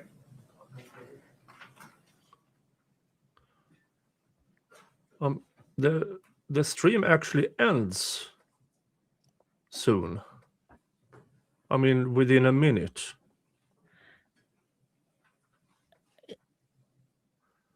So You're right. I mean, how can the cops just, yeah, you go look, and if you found something of interest, call us and we get a warrant. Yeah, but that's for something you already found. It's real fucking easy to write down a warrant for something somebody else You found. Step in front of Brittany. We'll get you sworn in, please. This is so strange. Do you solemnly Yeah. swear the testimony you're about to give in the matter before the court to be the truth, the whole truth, and nothing but the truth, subject to pains and penalties of perjury? Thank you. Have a seat.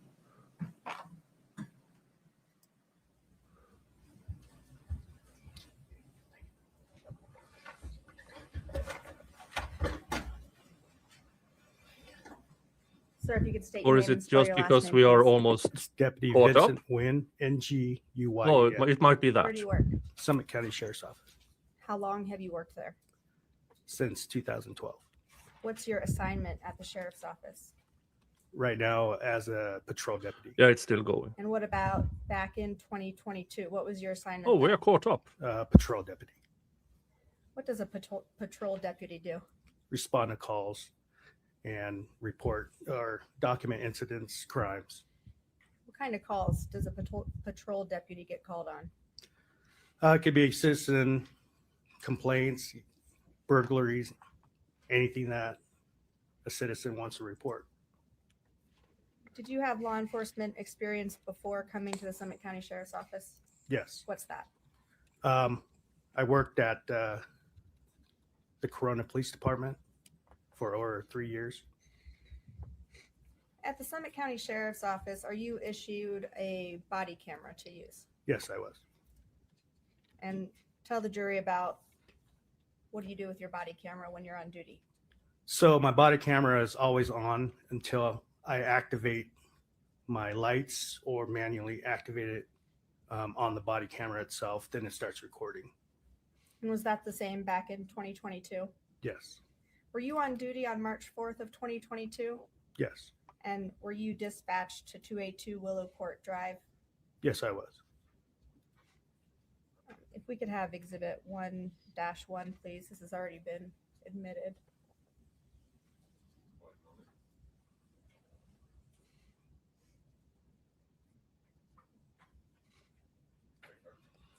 Do you recognize this? Yes, I do. And is this the home that you responded to that morning?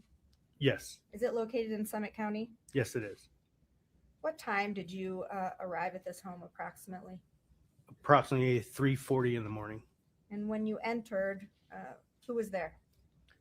Sergeant DiPotello, Deputy Pimentel, and also fire personnel.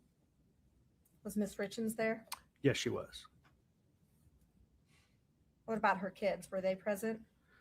I was made aware that they were in the residence, but I did not see them.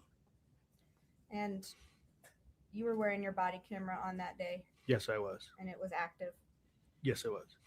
All right. If we could show the witness exhibit 1-4T, please.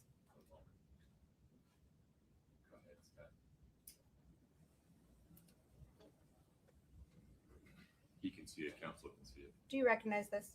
Yes, I do. And Scott, go ahead and scroll through it so he can see to the end.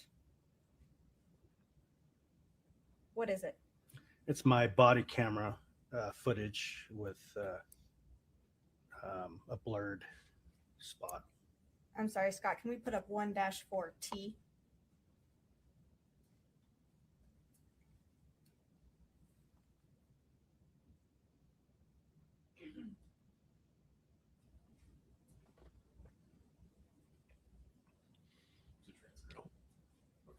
Do you recognize yes. this? Transcript.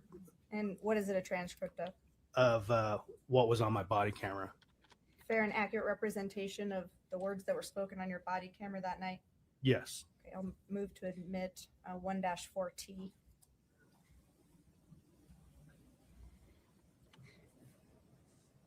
I think you're going the same place I'm going, Judge. There are multiple speakers here. Would you folks approach for 1 minute? All right. Folks, Mo, are you prepared to take over? Yeah, let me pop out of here and go to my stream and get that all going and ready to go, and you can send people over. Yeah, I'll folks, it's almost 11:30 p.m. where I am, and Big Nick needs some sleep. Now, me and Mo will keep doing this tag teaming of this trial, in which she does morning because I don't know when my job is done for the day, and that so I can get home, take a nap, join her, and then I will take over, do that for 3.5, 4 hours, and then we might have a new situation. It depends. See a video that has audio. The audio is also represented as part of a transcript on the bottom. There are multiple speakers in this video. There's the deputy, there's some other people, there is the defendant. You may take everything the defendant says as true and give it whatever weight you think it deserves, if any. You cannot take what the deputy or the other people say is true. You can only consider those statements for context regarding what the defendant was responding to, the effect on the listener. Anything further on that, Mr. Ramos? No, Judge, thank you. Okay. So let's see. Do you want to admit that number that you just mentioned? Yes, please. Would you give me the number one more time? 1-4 with the letter T for Okay. transcript. Okay, I see that Mo have started her. So, folks, thank you. Thank you for allowing me to do this. I will see you tomorrow over at Mo's channel. I will be listening in on the rest of this so I can follow it, but I need to get to bed. Thank you to Danny Mountain Angel. Says thank you for covering this trial with Mo. We will do our best. Thank you to Granny Smith for becoming a new member. And thank you to Granny Smith and Kelly for buying me a coffee. Thank you so much. It means the world to me and keeps this channel going. Thank you. And with that, off you go. See ya. Bye-bye.